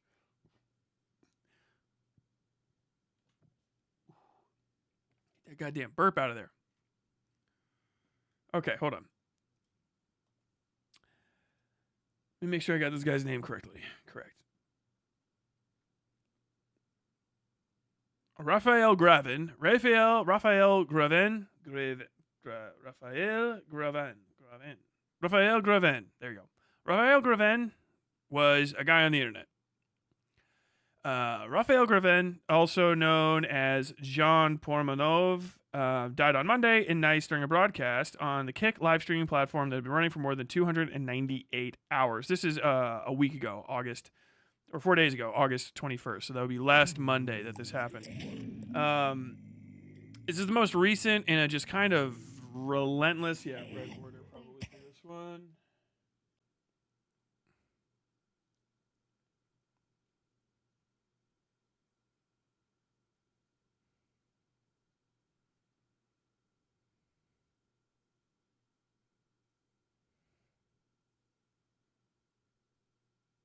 There we go. Okay, make a bunch of comments and stuff if it's live again. I have no idea what the fuck happened there. I think there's an error somewhere in my stream element that's fucking with me on that. Yeah, I raw ignore chat. Anyway, what was I saying? Well, I can probably move on from there.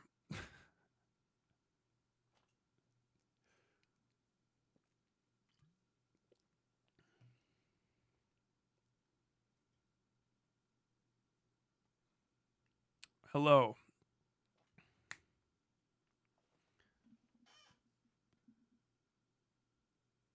It wasn't even a full half hour. How long has stream been fucked?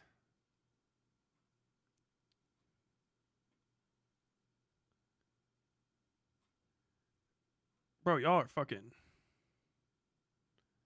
popping off. What the fuck happened? I think I might have accidentally clicked a button or something. I have no idea.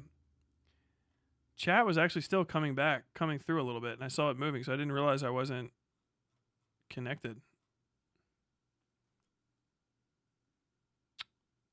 Are we good? Missed the whole red border segment. God damn. Bro, I've been talking for a minute. Holy shit.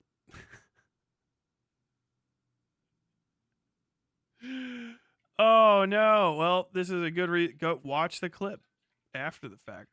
So basically what I've been talking about up till now was the history of I actually did not know now. Since I put on the red border? Huh.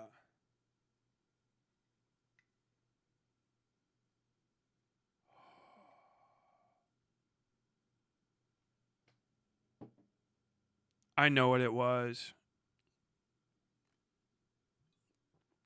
I know what it was.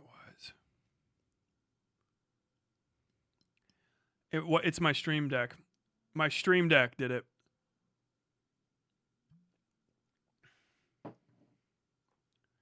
There's a kill the stream button on there. And that's what it is. So basically what I've been going through is just the history of Kick and these streamers and stuff and how they're like, I don't know, basically people need to kill prank streamers. The overall premise more often. I was like, damn. The only reason I looked is I stopped seeing fucking responses and I was like, oh no. You didn't read a single word of it? No, not. And then the second I did, I turned it on. Dude, I'm here to put on a show. I'll talk to you guys. If I had a fucking producer doing this, this would never happen. Got too many things to look at and touch. Dude, if I had an actual production staff, do you know how fast this show would be on and done?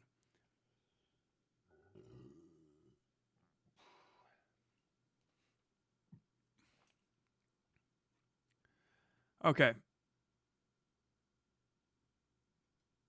Mother hit the button, unlike in the stream. Yeah, the button is to turn the stream off. I don't have a button. That'd be like the fucking last thing I ever bought. Okay. Either way, a lot of this kick outrage economy has come to a head. And I think this is really a Rubicon point. Now, let me say that a different way. I think a lot of this outrage economy has come to a head with this, the death of Jean Pormenov in France, because this is where you have to go with it. Outrage always has to be outdone by the previous outrageous moment. That's kind of just the case. Once you've done one stupid thing, you have to move on to the next. The example I'd give is Ethan Bradbury with his stupid coffee pot. You know, he starts off with his kissing pranks and people walking around being goofy, the clowns in the woods on Halloween type shit. But eventually, Ethan Bradbury has to walk into a coffee shop, scream the regula, and then shatter a coffee pot around a bunch of people who might have gotten coffee on them. And then kind of like mumbling asked to clean it up. You have to keep accelerating because bad content is just always a fucking absolute rocket ship to hell. You have to outdo yourself in profanity. So what we have is, some people doing things like, how can I be worse than Johnny Somali, Vitaly going to fucking jail, and all that sort of stuff. In France, I guess, there was a streamer who was a disabled French veteran named Jean Pormenov. That was his streaming name. His real name is Raphael Gravin, maybe, I don't know. I'm going to read the Paris, or the AP article by Sylvie Corbett. Sylvie Corbett, I don't know. These fucking French names got me spinning. And we're going to get to some of the background of this, and then I have a couple short threads from live stream fails and other stuff to go through. The death of a French streamer during an extended broadcast has prompted soul-searching and controversy, as a government minister said Raphael Gravin had been humiliated and mistreated for months on air, and a judicial investigation delves into his alleged abuse.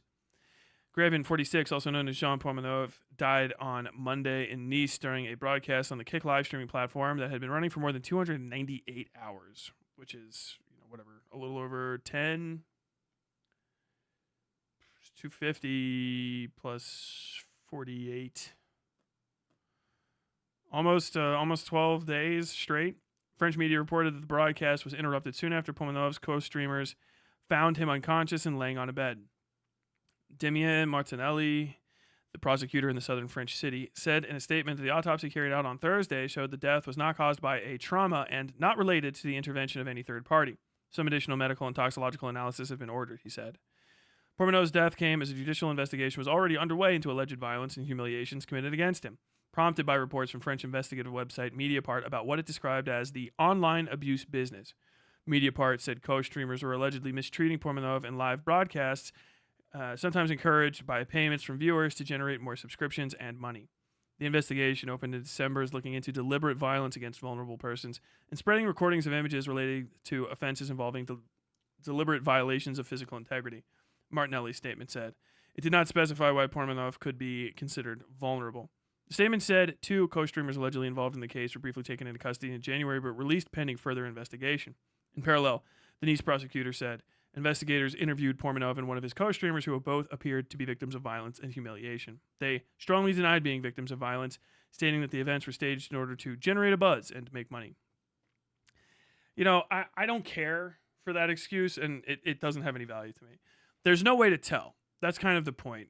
This is covered. I can't remember what the law is.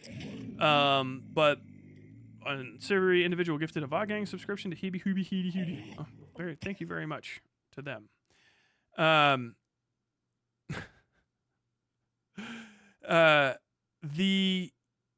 It doesn't matter. There's a case. I can't remember exactly how it's articulated, but essentially, you couldn't mix advertisements with content, right? You have to have like bumpers and stingers and stuff to separate advertisements from the content of a program. And further, programs that are fiction can't be presented as nonfiction. You have to have like disclaimers or some other thing to just let people know that it's not fiction. Because if you create a situation where somebody would believe reasonably that this fake thing is real and it should cause alarm, there's no reason for you not to be treated at minimum as though by the lightest standards of causing that harm. Because if you say like, you know, if you have a prank where a woman screams, help, I'm being, you know, assaulted, and a guy's dragging her into a fucking parking lot, it should not be on the private citizen to assume the possibility that this is actually for fiction. And are we all part of the show, and then not do anything about it, because it creates a worse overall environment where that thing could happen and be ignored. The same thing would be said for having a live stream. A live stream is in the public. It is a public presentation of information, right? Regardless. And it's not in private. There's not a selective audience. There's not an understanding that anyone that would perceive these events or these recordings that are being released would have any idea that it was for a show. And that's not an argument. It's just not. It's just to be ignored. It doesn't matter. That's all you have to say. It doesn't matter. No, it was all fake. It was all staged. Fake. Doesn't matter. You didn't say that. It's not indicative of the fact that that's the case, and it's not in any way, shape, or form permissible for you to replicate, essentially, because Gene Pormanov is fairly older looking, elder abuse or torture, days-long torture of a person for money, but it's not real. Because how would we know that? And so now we have to pretend that all of them could possibly be real, and then we have to investigate every single one of these things. Why not just eliminate the possibility of it all? You are intentionally deceiving the public in order to make money in a way that endangers the public and that requires the public to do the due diligence of ensuring that you are not committing a crime. It's unacceptable. You don't have to argue against it logically. Just literally say, shut the fuck up. No. No, and you're weird for making that standpoint. This is a conversation to happen way up the chain. It needs to be eliminated. Because the counter argument to that is, if I see anybody performing these things, why shouldn't I just believe it's real? Do you know what I mean? If you want to say on your side, well, you know, it's not always real. Okay, well, maybe it is to me. Do you know what I mean? If I can't tell, then why not treat it all as real? Because why would I have to give it the excuse of, like, you know, treat it all as fake? Why go not go the other way and just say, like, oh no, I just thought it was really good. So, like, you know, I just reacted as I would. Like, why wouldn't I just break into that house and attack those guys? Like, oh yeah, I thought this guy was really being attacked. So I found out where these people were. I kicked the door down, and then I beat those two guys half to fucking death because I was trying to save that guy's life. Why would that not be reasonable? Do you understand? Well, because they got hurt. Yeah, well, they thought you were hurting somebody, right? You didn't feel like you had you needed to do the due diligence to make sure everyone knew it was fake and be above board and do stuff, because now that you're making a fictional production with actors, you actually fall underneath an entire different auspice, a different series of laws and stuff, because you're making money as a fictional film crew. You're doing production work for an ongoing artistic endeavor. Well, you need to start paying them, and you need to have contracts and stuff established and liability waivers and things. Well, that seems like it's going to make it impossible for me to do this. Okay, so you just want the ability to simulate a crime indefinitely, and have everyone pause a second in their belief that any possible crime is happening, because there's the possibility that if they intercede in any other respect, they might be stopping somebody's artistic expression of torturing an old man for days on end. Do you understand what I mean? Like, it's an absurdity, and people who are for it should be treated like not human. Like, I'm not kidding. Like, not lightly. Like, they shouldn't be treated like human beings, because they're not. Someone is like, oh no, I just want to argue this for, like, the standpoint. Oh, you're not really coming at it logically. Like, no, I think that you should be dragged in front of the people that know you personally and have to answer for this. And I think that you should fear violence in your day-to-day life because you're supporting something that is beyond forgiveness.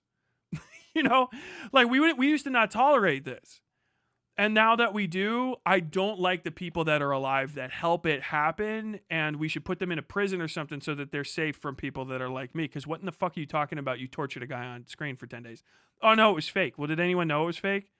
No. I mean, like, we all knew. Like, okay, you all knew, but does anyone that matters know? Did you keep this from other people from finding it? Like, no, it was public. We wanted as many people to see this as possible. We just thought all the new people would be in on the joke the second they saw it. Like, that's stupid as fuck. That doesn't make sense. You got to go to jail. You got to get fucked up. You got to get fucked up. You got to get fucking wrecked. Like, it's got to get, like, I feel like we're getting to a place where it's going to be old school, like, draconic medieval shit on people. I think that needs to happen. Like, that Johnny Somali guy needs to basically have, like, some of his skin removed. Like, we used to flay people for being that irritating. You know what I mean? Like, you have, like, a fucking whole, like, metal horse head permanently tacked to your fucking head with brass nails, and then they would send you riding backwards on a donkey or some shit into the woods for behaving like that. And we stopped doing that, and I don't know why. There's probably a good reason. Someone's like, they could do that just shut up. I'm talking about the thing that's irritating me. And the thing is there's serious fucking issues coming from, people are dying. People are being hurt. Bystanders are being dragged into this and injured, and there's no repercussions because nobody's pushing for them. And there needs to be. There fucking really fucking needs to be. I'm going to read some more of this article. With incentives for viewers to subscribe or make donations. He accumulated over 1 million followers on several video platforms, including over 129,000 on Kick, marathon event. An Australian company, Kick is a video streaming platform similar to Amazon's Twitch, but with a much more permissive moderation policy that allows gambling activities, first and foremost, sexually suggestive content, or content involving humiliation or violence to be broadcast without automatic sanctions, attracting influencers banned from other platforms. All platforms have a legal responsibility to remove obvious illegal content of which they are aware, Chapaz said. Mediapart reported that a few hours before he died, Portmanov was the victim of abuse as some co-streamers slapped him and punched him several times. Martinelli, the prosecutor, said investigators conducted several interviews with people who were present at the time of death, and a large amount of material and footage have also been seized. And that's over for now. So this was pretty fucking extreme. This is definitely the content warning subsection.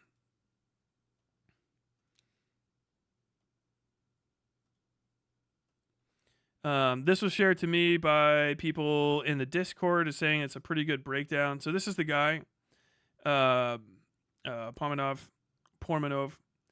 real name, died last night of Click. For years, his so-called friends humiliated him on camera with beatings, bullying, and insults, all for donations. On Monday night, after 10 days of nonstop streaming, 46-year-old Jean fell asleep on camera and never woke up. Viewers watched as his body was shaken by his companions, who only realized minutes later that he was gone. A live video, now widely shared, reportedly shows him inanimate under a duvet with two men nearby, one tossing a small plastic bottle of water at him. Those 10 days weren't just harmless gaming or chatting. There were 10 days and nights of humiliation, extreme physical violence, sleep deprivation, even being made to swallow toxic products, all live and fully monetized for donations. Yeah, you can see him getting, like, fucked up. Like, this is crazy. What the fuck is going on here? The channel behind this is called Le Local, run by streamers known as Naruto V and Safine. Mediapart exposed them last year for live humiliation and violence for audience shared. They were detained, then released, and the channel kept going. There's a clip from weeks ago that's especially haunting. His friends laugh about what would happen if he died live. One insists he should say on camera that if he ever dies, it'll be because of his health, not them. Under pressure, Jean said it. Some people are now arguing he was a consenting adult, fully aware of what he signed up for. But in reality, in a message to his mother, Jean wrote, "It's going too far. I feel like I'm being sequestered with their shitty concept." Jean, a fragile man in his 40s, who'd spent much of his life streaming alone from his parents' house, wanted community and to belong. Instead, he ended up surrounded by people who made him the punchline. He's up here in this case. After falling in with this new group, he moved in. Streaming became his whole life. On camera, his friends kept reminding him how they had rescued him, how he owed everything to them. And yeah, he's like this little fucking bug-eyed guy over here. Clips show them mocking his past, saying he never had friends, never had love. They called him disabled, beat him, even strangled him, and all of it was played for laughs, with viewers sending money to keep the abuse going. Other streamers saw it coming. Ava Min said months ago this channel should never have been public, both for the damage it did to viewers and the way Jean himself clearly wasn't in control. After his death, she said, "It pisses me off to have been right." Arcunier, one of France's biggest streamers, wrote, "I have rarely been so shocked. Frightening that such content could continue for years without anyone intervening. Whether it's the disgusting shit on the videos or Kick, I hope they all pay.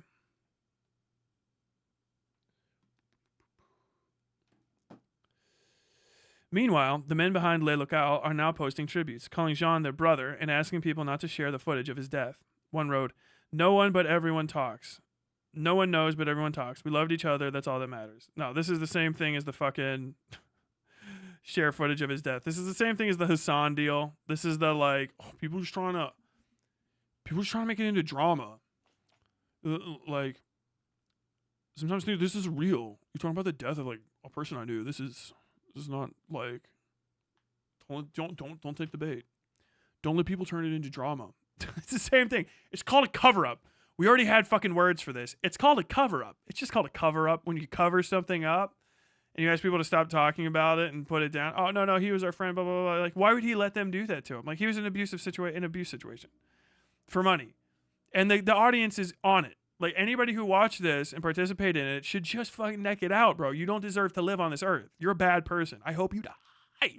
I hate your life being on the same planet as mine. You've paid to watch a guy get tortured. What's crazy about me saying you'd be better off dead?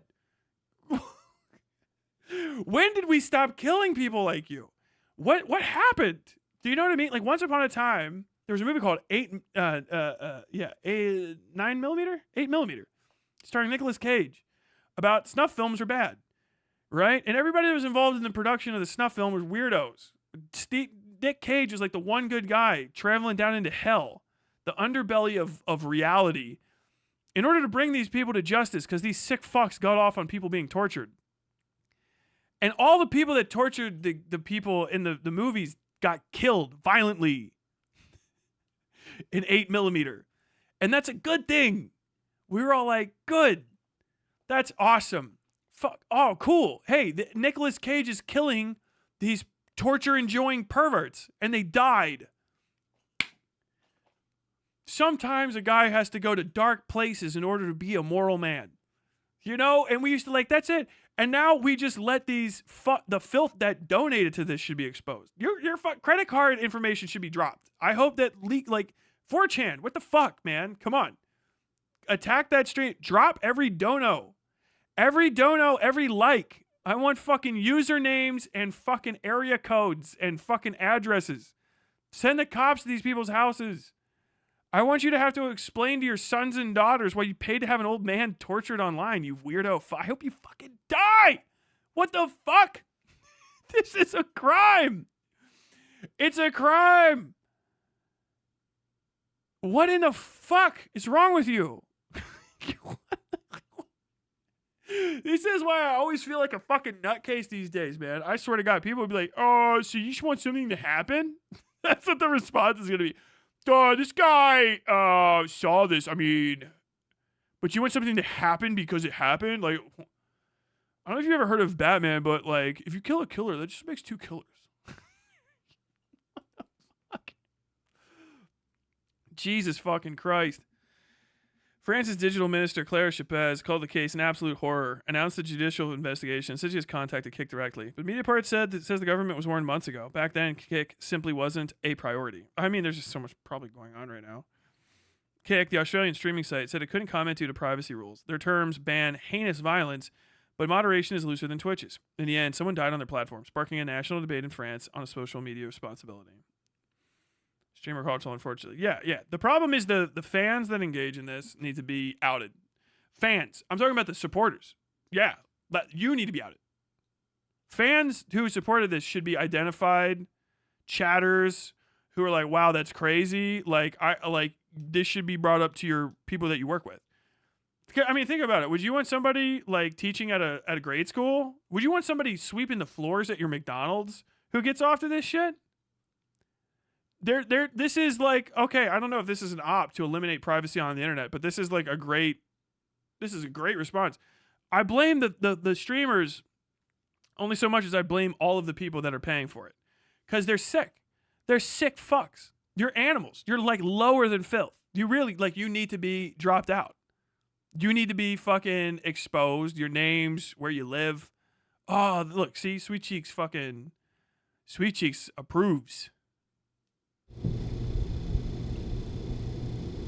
Sweet Cheek says, fuck yeah, bro. No, he just likes air conditioning. He's cute, but not cute enough for a treat meter. Checker is already dead.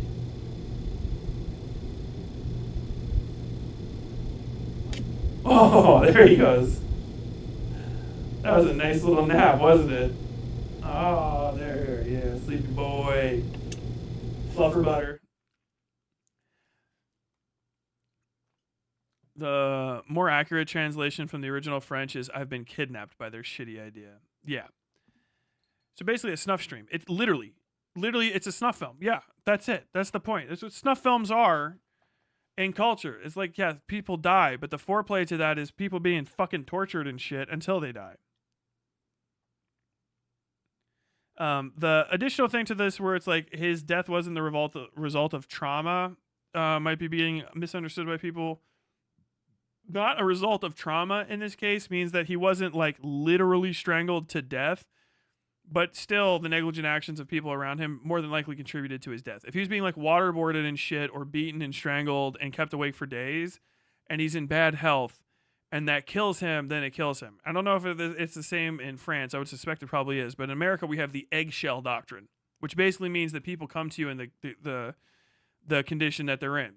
So if it's like, yeah, well, if he was young and in health and in good shape and stuff, he could have survived. But he was in bad health and we tortured him and kept him awake for 10 days and he died, then he died.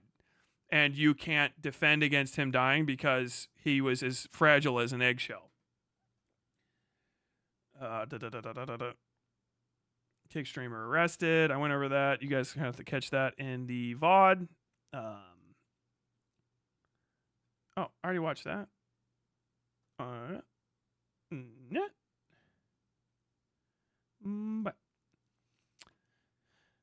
and then yeah, I wanted to check out the independent stuff. No. I wanted to check out the live stream fail shit. Sorry. Batali clips. There we go. Ties in his sleep is a crazy way to say that.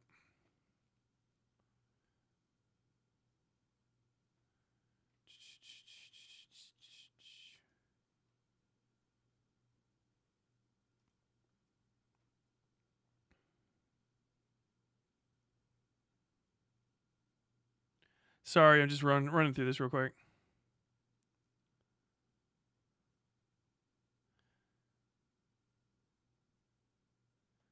Compilation threads. Okay. So this is a double segment content warning. Wow.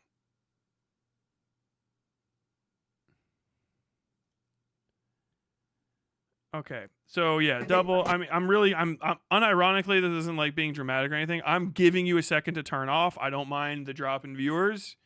This is the true content warning. This is acts of violence against a man who eventually died from it. We're just going to review lightly some of it. I'll be quick on the pause button if I think it's going to go too crazy. But I just want to, this has to be in a video like this so that you can kind of understand the gravity. But because it is intense, I do want to give people a second to step away. Your second is coming to a close. For now, we don't know if Jean Pono will survive. At the time I'm posting this, so this is before he died. But it seems essential to me to show what he's endured for years in the silence of the entire media sphere, except for a local article or one from Mediapart. Unfortunately, too few. Since at least 2023, Jean Pomonov has been subjected to this kind of treatment almost daily by his quote-unquote saviors. It's constant blows under the laughter of his tormentors, under the applause of the community that has built itself around this macabre spectacle. So you have to go. Go now. Turn it off. You got 3, 2, 1. Il y en a aussi dans le bras, ça existe. Regarde, dans le bras, dans la jambe. Dans le bras, dans la cuisse. Dans le bras, dans la cuisse. Dans le bras, dans le bras, dans la cuisse. Il simule dans la cuisse. Il rigole, il simule. Il bon dans la cuisse. Dans le bras.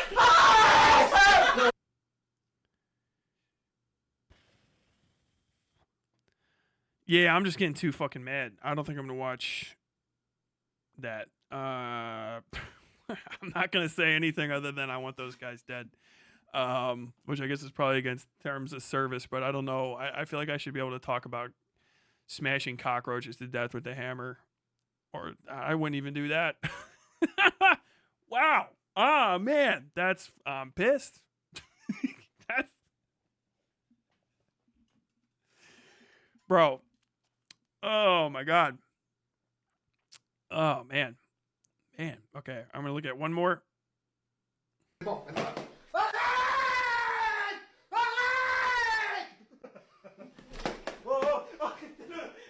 JP lâche un cri de malade mental. C'est mal.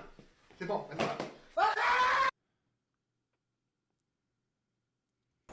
Moi, je suis de ton côté, JP. Qu'est-ce que tu veux faire avec...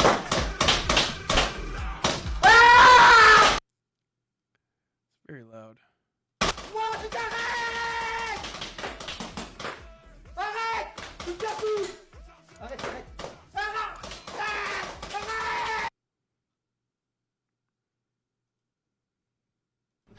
Genre là... Allez, Arrête, tu vas mourir. Arrête, Sarfine, arrête. Oui, oui. Arrête. Ah, il me prend, putain. Sarfine, arrête, tu vas mourir. Je voulais. Arrête, tu vas mourir. Je vais t'enculer. Arrête, tu vas mourir. Là, c'est bon. Arrêtez. Arrête. Ouais, mais tenez pas, c'est bon, tenez pas. Allez-y, tenez pas. Pastèque, JP, pastèque. Prenez-moi là. Ah, mes couilles. Les couilles, JP. Voilà, les couilles. C'est ça la technique, JP. C'est ça la technique.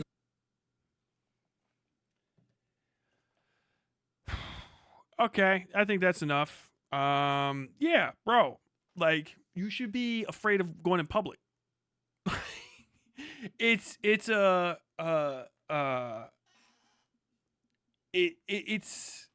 indictment. The one like, oh, it's an indictment against the West thing, like degenerate content. I normally don't say shit like that, but that's what this is. This isn't like an artistic expression. This is just degen shit. This is pornography, really. This is pornography that's just guys torturing other guys. People jerk off to this shit. They're sick fucks. I've seen stuff like this and fucking gore threads and shit popping up on 4chan. It's always just like, why do people have these videos? And then you get to a point where you're like, oh, this is porn for people that are fucking broken. And that's all it is. And understand, the people that do this stuff aren't human. And neither are the people who support it. They're not. And they shouldn't be treated as such.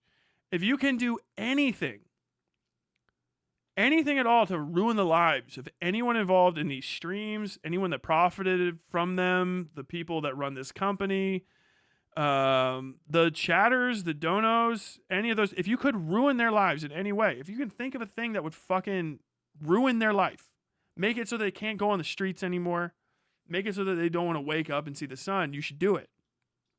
I don't know how to tell you this, but if they're not afraid for their lives for engaging in what is literally torture, I'm not being dramatic. They're torturing him.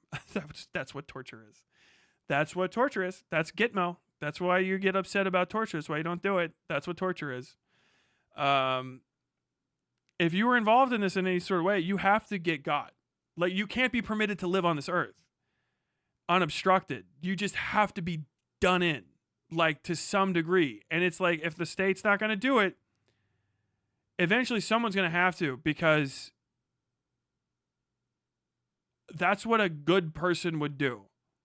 Like, Jesus is on your side if you stop somebody from torturing someone for money.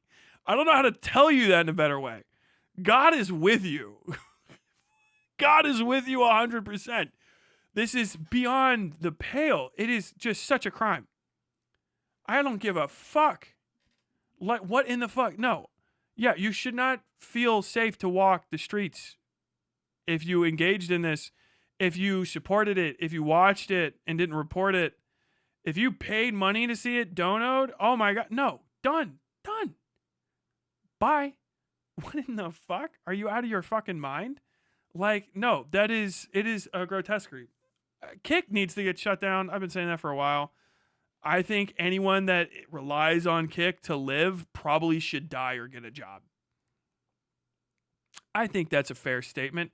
I don't think I've seen a single thing happen from a Kick stream that was worth anything. I've never seen a Kick streamer talk where I was like, this person is definitely getting a spot on a life raft. Do you know what I mean? Like, oh shit, this person's a Kick streamer. What? Choose your way, Western man. Torturer, pervert, pedophile, Nazi. gambling promoter to children. They're not human. I don't really know how to hammer that home enough. I know people get mad, but they're not. They're not rising to the necessary like minimum standards of humanity, which is participation in a society and obedience of the rules and strictures and norms of that society, which can generally be agreed on. Disagreements for things like, you know, random extreme issues, but I don't think it's very difficult to find someone that's like, what do? I torture people for money, and then that person should be permitted to breathe. Do you know what I mean? The whole system has to become undone. If you protect that person from harm by doing anything other than harming them and dragging them to a prison to put them in a box to keep them safe from the rest of the normal humans, then you are fucking up too. And maybe you're one of them. I don't know what they are. It's not Jewish people. Don't go in that route. It's this fucking sociopathic, capital-obsessed, violent simp non-people. That is all I can explain. It's like I got my nut. I got my nut. I'm out for mine, self-absorbed. I'm outside of the culture, which I think at that point is just like, oh, so you're not human. No, I'm human like you. No, you're not. Would you do anything that you could to get your nut or whatever, including fuck me over? Yeah, then you're not human. Well, why not? Because why are you? You know what I mean? What the fuck do you think's human about you? We're the same shape? Yeah, me and fucking gorillas. I like them. I would never hurt a fucking gorilla. What the fuck are you? What the fuck are you? You're just like a skin-walking fucking demon. You got to get fucking taken out or something. Maybe you need to be lobotomized. Do you have to have your eyes removed? Maybe some part of your skin on your face has to be sliced away so that people can recognize you from a distance. Do you need to be branded, burned, scarred? The fuck is wrong with you to behave like that? Do you know what I mean? Like, it makes me draconian that people permitted this for a second. I get brimstony. I get Jesus coming back on the white horse shit. Like, okay, yeah, you guys were sick to death of it already 2,000 years ago. You're like, he's not going to give you a second chance. And like, well, it's not the same Jesus. I think it's the same fucking Jesus. I think you get one day of fucking fish and bread and loaves, and then the next day it's like, white horse, fire and brimstone. Because I'm too upset to have a normal conversation relative to this. And I think this is part of the moral degeneracy that comes not from like, oh, gay men are dressing up like ladies and reading to kids. It's like, no, the moral degeneracy is this fucking I will do anything for $1 spiritual prostitution that comes from these fucking animals and these fucking streaming platforms. These like unhuman fucking filth. I don't know if you know this, but yeah, you might say that you shouldn't torture people for money, but have you ever driven a Bugatti? And it's like, bro, fucking pop, pop, pop, pop, pop, pop, pop, pop, pop, pop, pop, pop. Like, is the only fucking, like, spiritually the only response I can come up with at this point. Because, like, what's the conversation? We don't think on the same terms. And I feel like we're getting to a split where it's going to be like, society needs to figure out what it is and how to separate that from itself, because society will not be worth preserving if it continues to value those creatures, animals, unhuman things that are supporting these sites. This is why I think we started to think so many of these people are bots. I think that there's just a coalescence of like insectoids that are watching these things and engaging with these things, and all they enjoy is like cruelty and debauchery and misery and these comeuppance, but mostly they enjoy just being free from physical harm while engaging in stuff that makes people want to hurt them. And basically having, for some reason, the fucking school marm in the yard be on their side. And that just needs to change. The state needs to get about it, because I think people are going to start going crazy about this shit. If I feel like this, I'm trusting I'm not alone. I know people think like, he's unique, he's crazy. Dude, I'm fucking one of the other people. You guys are the online motherfuckers that have soft fucking hands. You show this to people like in my dad, like, those guys should be killed. That's like how I was raised. Do you know what I mean? Like that like, it's not like a lightly talking thing. Like, you can go to a church. You go to a church on the west side of Cincinnati. I guarantee you. Tell them the story. Hey, do you go to church in Cincinnati? Yeah. Catholic Knights of Columbus? Uh-huh. Let me tell you this story about this, what happened to this guy. And they're like, how many days? Yeah, those people should be killed. Like, it is a gut normal reaction. That's why laws exist. It's to protect, to a certain degree, criminals from non-criminals. That's why the prison is hard to get into. Okay? It's hard to get out of, it's hard to get into. Not to prevent jailbreaks, but because motherfuckers on the outside of prison don't forget, and they think about you all the time while you're in that box. Like, fuck. You're lucky you're in there. Trust me, go cover fucking court cases. There's victims and stuff out there, but there's a lot of people that get on there like, you're fucking lucky you're going to jail. Stay in there. All 10 years. If they ask you if you want good behavior, you better stay in there. Well, sir, you're not like, yeah. That's why it exists. Someone's got to give. I don't know what else to say to this. Something has to give. These people aren't people. Kick is full of unhumans. I don't give a shit. They're not human. I gotta say at this point, it's weird. It's weird that you're on that site. You sell gambling to kids. There's pedophiles everywhere. There's Nazis everywhere. And there's, 30,000 people watching a guy get tortured? Every single one of the people that was watching that should be outed. Probably maybe some of it was bots. But let's figure out who. Every single person. That'd be great. Put their name and their face on flyers. Put it up wherever their fucking kids go to school. Put it up. Hand the fucking flyer to their parents. Show their grandma who's on their deathbed what their fucking child is up to. You know what I mean? Their grandchild is up to. It needs no more secrets. The light must shine, and it has to burn this shit away. Because it's the anonymity and the dehumanizing aspect of it. Because that's why you thought it was like okay to watch. Because you're dehumanizing that guy. Right? Doesn't feel good when I start saying you're not human either. You're going, I'm just chatter. Are you? Or are you like Philippe Grive of fucking like Britain or some shit like that, you know? Are you Bill Tumley of fucking North Philly? When you started, if I can figure out your fucking name, I'll tell you this. I say it again. Doxing, psycho, yes. If I can figure out somebody's name that gets involved in shit like this, I'll tell everybody. If you don't, you're a bad person. And you got to get outed too. End of segment. I'm fucking spiraled on this. I'm actually that pissed. Ugh. Like, actually fucking beyond pissed. I think I saw on Twitter that Kick CEO made 150 donations to this stream. I heard that. I couldn't find it. And then I was just getting a little irritated. So if I edit the video together and then I find that, I'll add it. Okay, I'm taking the thing down. All right. Not just physical. They want to be protected from any and all consequences. They don't have any aspect of their social life affected by the fact that they're this. It's true. And you got to fucking break that down. Do it, bro. Dox people. Tell everyone who people are. That's really the biggest reason motherfuckers hate TikTok is because TikTok doesn't give this YouTube-centric, like 2007 idea, modified 2007 idea of doc doesn't exist on TikTok. TikTok, people out motherfuckers instantaneously. They find a Nazi on TikTok, they out him. There's whole channels that just do that. When they do the This You, they're like, oh, well, I guess that is Philip Bradley of the fucking 1100 block of Strathmore Avenue in fucking Westlake County, Missouri, or whatever the fuck. Like, what the fuck? Got him. Yeah, he works here. You want to be a Nazi, now everyone knows you're a Nazi. And then it's like, oh shit, actually fucking you guys aren't Legion because you keep losing your fucking jobs. And then somebody's like, oh yeah, well, I won't fire anyone. Like, oh, so you're a Nazi company? And then that company loses all of its fucking customers. It's great. It destroys their lives. It's good. They're bad people. You should, if you are a just person, seek the rectification or annihilation of the damned who walk this earth. Purge them. Jesus fucking Christ, man. Ugh.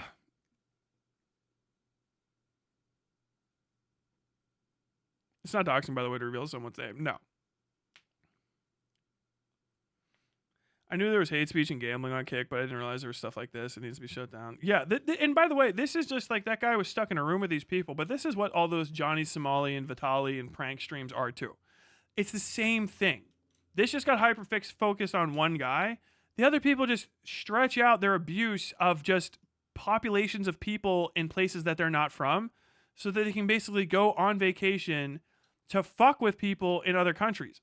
And like the thing is, everyone's like, "Oh, I'm just waiting for him to beat his ass." That's what I'm watching. Like, dude, then you go out and do it. You know what I mean? I guess if you're doing that and you hook it up, like wherever, I think it was South Korea, that South Korean army dude came and he beat the living fucking shit out of Johnny Somalia. I think it was. I love that guy. That's one of the best people ever. I might not have political agreements with him. He might have to say some shit that would piss me off. But man to man, that guy did the right thing. Johnny Somali was in his fucking town, fucking with his people. Some foreign fuck streamer came in to his country to torture people and bother them and fuck their day up and get away with it because they were too polite. And he went, nah, I'm going to go beat this guy's ass. And he went, fuck them up. You shouldn't behave like that. I love that. I love that for him. I love that. I love that so much. Oh, that's fucking awesome. I watched like him get punched in the face like 6 times. I repeated it. God damn, that's good. I love that guy. I would fucking throw in at least $5 that I have spare to that guy to get off his channel or his through his defense fund. You know what I mean? And that's it. I think we got to start taking action as a society. I think like, you know, it's like, hey, you want to hear about something, you don't like it? I think that we're going to have to start trying to get away from the like, you know, ignoring trauma response type stuff. And it's going to have to be like, dive in, man. If you're really upset about it, like, hey, have you doxed a Nazi today? If you really hate Nazis, you can find out one's name and get them fired. Why not? Do one a day. Just get on a forum every day. Find someone that you see doing some racist. And just see if you can hunt him down. Tell everybody who he is. You could do that. You could do one a month. You know, once a week. You'd have your fucking Nazi of the year. Hey, I found a Nazi. I found a really high-ranking one. Look, he's the actual comptroller of Missoula. Like, oh, isn't that crazy? Like, hey, cool. Not really. I don't know anything about the comptroller in Missoula. I got too accurate sounding. Let's do that shit. Same vibe as that King Baldwin scene from Kingdom of Heaven where he says you can't say it was inconvenient to do the right thing as an excuse. It's true. Smart guy. Don't forget the girl that almost made a homeless woman drown and ran away. The guys that look for underage sex workers in other countries. Most recently, a girl got arrested for shooting a stranger with a paintball gun. For Ice Poseidon's $30,000 scavenger hunt. Yeah, that's what I covered when the stream died. No. Yeah, you got to get involved in this stuff. Talk to your local people, right? Your local politicians and shit. Push this up. It might be one of those things where it's like, yeah, we can't do anything about it here, but like we can push it up higher and stuff. I'll tell you what, if you have a police force that people are like even 50-50 about not liking you, if you go and start fucking up prankster YouTubers, fuck them up too. I mean, like, arrest them, but like give them the kind of arrest you would give to like, you know, someone you didn't like, rough ride them. They start showing up all fucked up like he fell on the way. I guarantee you people start rethinking fucking police abuse. No one likes these motherfuckers, and like tolerating them at all is indicative of a personal failing on the part of anybody that's in that vicinity. I despise their existence. I really do. Like, understand, like, you come at me about some shit, I will try to fuck your life up. Why wouldn't I? I'm telling you how much I hate you. It's not performative. I fucking hate you. People, it's like crazy. Like, you would actually do something like, yeah, like I say stuff like, I fucking hate these people. I don't like that you exist. You do all this stupid shit. If I find any way to come after you, I will. And I'll try to fuck your life up. I'll do whatever I can because you shouldn't exist. And then people be like, but then you doxed him. Like, what the fuck did you think I was talking shit? Yes. Fuck, do I called his mom? I listened on the phone while she fucking whacked him around the house with a goddamn spatula. Chuckling. You know what I mean? Like, I don't give a fuck. Oh my God. All right, I gotta get fucking wrap this up and get out of here.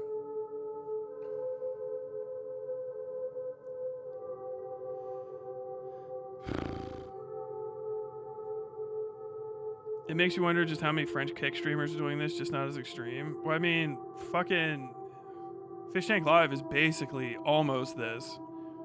Not 100%. It's definitely not as violent, but it's definitely like fucking psychotic. And the thing is it's not. I don't blame the French specifically. I don't think this is uniquely French. Kick is an Australian platform. How many Kick streamers are doing this is the only thing to ask. You know what I mean? I guess if you were French and you only care about France, you know, that's your prerogative as a local. You can stay, you know, fixated on what you can fix. But like, I think the issue is just, you know, how bad is Kick? I mean, if you want to know, start perusing. See what the fuck else is on Kick. See what all the big channels are. I think you'll be pretty fucking shocked. It's the worst fucking platform out there.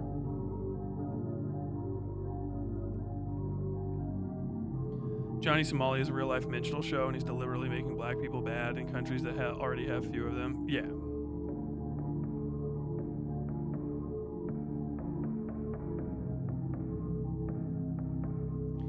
Most of these people just harass homeless people and workers. Absolute look life. Yes.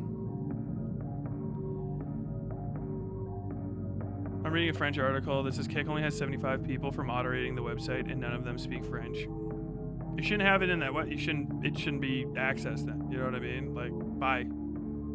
Fuck it. Fucking. Well, if you're making money and you're making money off of abuse and you should be preventing it, but like you're not spending the money to prevent it, then fuck you. That's kind of the thing. It's like, yeah, we have to have no regulation in order to make money because we have to be able to maximize the amount of harm that's done to other people so that we can simultaneously maximize the amount of return that we can give to ourselves. Like, yeah, okay, that's the most basic. So you don't give a fuck about fuck everyone, I got mine is your business model. Then fucking fuck you if I can get mine, right?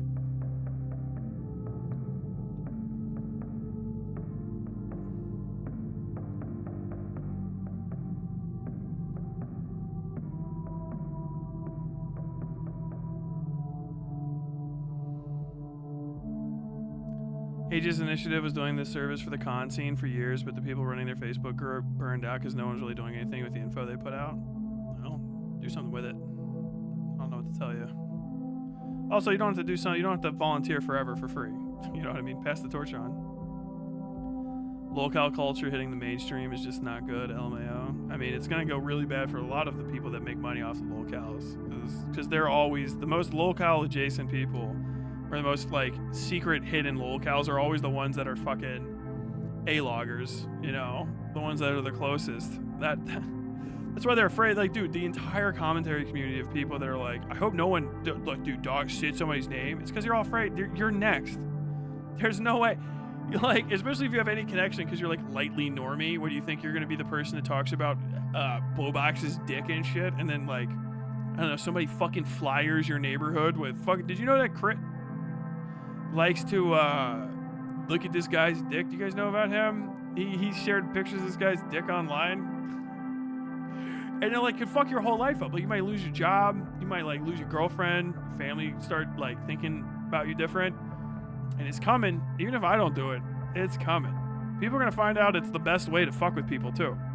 Because there are more normal people than there are like fucking internet freaks that enjoy this shit. As many as there are, the disposition is very much balanced toward people that are like, I have a job and I don't like that. The evidence is that there's a society at all. Do you know what I mean? Fuck. Is it just ending? Fuck, I just got off work. Yup. How many times will cringe online culture hit the mainstream until the mainstream decides it's unacceptable? I'm going to say most people are going to tuck their heads and ignore it. Just some niche cruelty. Well, you can always drag someone's head off from underneath the sand. You know what I mean? You got to be a lot hotter when the way that you present it.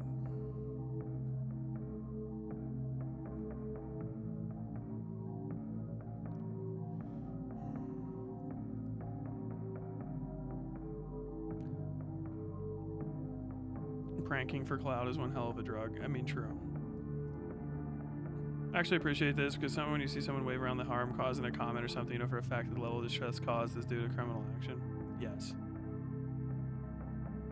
This kind of cruelty should not be possible on stream for money. No.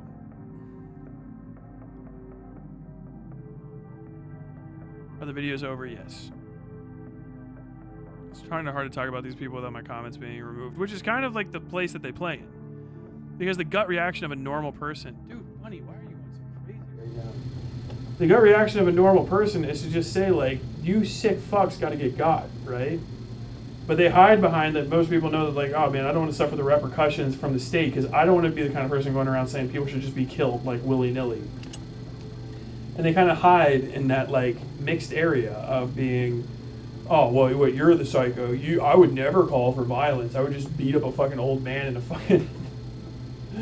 beat up an old man in a fucking, like, hole for days at a time. So, like, you have to figure out how to get around that and just have the conversation as in as express terms as possible. God damn it, he's fucking cute. Not cute enough for a treat, though. Get dunked on.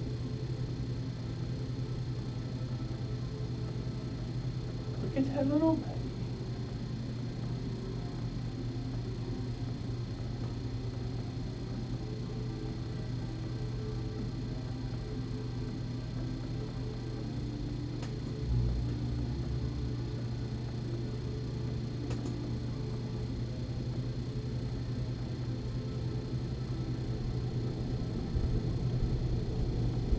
Oh, there he is. Speaking of lolcow culture, we lost a good person last week. And Dark Prince of lolcows, King Cobra JFS. May he join Ozzy Osbourne in the Black Palace in the Sky. Absolutely. Every time I watch one of your streams, I realize I'm a fairly normal person. Good.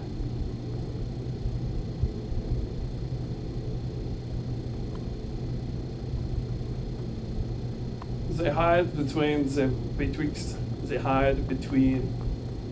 They hide betwixt the valley and the nilly.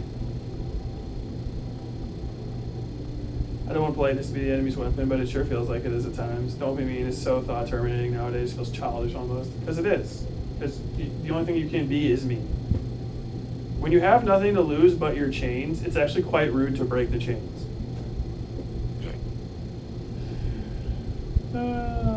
How did you feel about the father and son pornographers in Cyberpunk? I have no idea what you're talking about. I don't recognize that at all. I must have missed that mission. Or I don't remember it at all. I haven't played Cyberpunk since it literally like release day. It was a complete buggy mess. Once I read a comic about a restaurant where the food was made from homeless people, and it turned out everyone knew and nobody cared. Back then I thought it was too unrealistic. No, people are fucking sick, dude. People would much rather not be inconvenienced than they would change shit. So you gotta be an asshole. You gotta get people fired up for themselves, and you gotta make people that wanna like chill everything out, afraid of getting in your way. Because generally it is just like fear rules people. And so if fear is going to rule somebody, and it's going to rule them in a way that they'll stand in my way, then all I need to do is either move them out of my way or make them fear me more. That's the only answer. What about having a spirited debate with them? No. That's not even a problem, is that there's something between us that's undebated. You know? Alright, folks, that's it. I'm getting out of here. You have been watching Westside Tyler Live, and I've been Westside Tyler Bell. I think we're going to be back tomorrow with something completely different. Tomorrow is, dude, little guy. You are such a happy little friend. Is it hot in here? I don't even notice. I'm not sweating, but he's just loving the AC kicking on. Sweet cheeks, you got to cut it out. I am trying to end the show, and you're just so look. You've got that cell shaded filter on. Is something just missing for Regina and Watson? I can't even remember. Yeah, you're missing me completely. It's been like 4 or 5 years, I feel like. All right, folks. I'm gonna be back tomorrow when we're playing video games. I think tomorrow is going to be Signalis, and possibly you can always make content requests. It would have to be longer videos that I can listen to and let run in the background, but I might just be playing the game and talking about it and talking to you. So tomorrow is video game day, so be excited. Tuesdays in general from now on are hopefully going to be video game day. Mondays are going to be news catch up, shit talking days, and then Thursday is probably going to be arts, drawing, making creative stuff type day. So get excited for tomorrow. Signalis off rip. We're gonna have probably next to nobody in the stream, so if you want video games and stuff, you gotta come out hard for it. This is the day you need to support it, because everybody's gonna leave because it's not gonna be drama day. Well, that's it, folks. You've been watching Westside Tyler Live. I've been Westside Tyler Bell. I hope to see you guys tomorrow, and until next time, as always,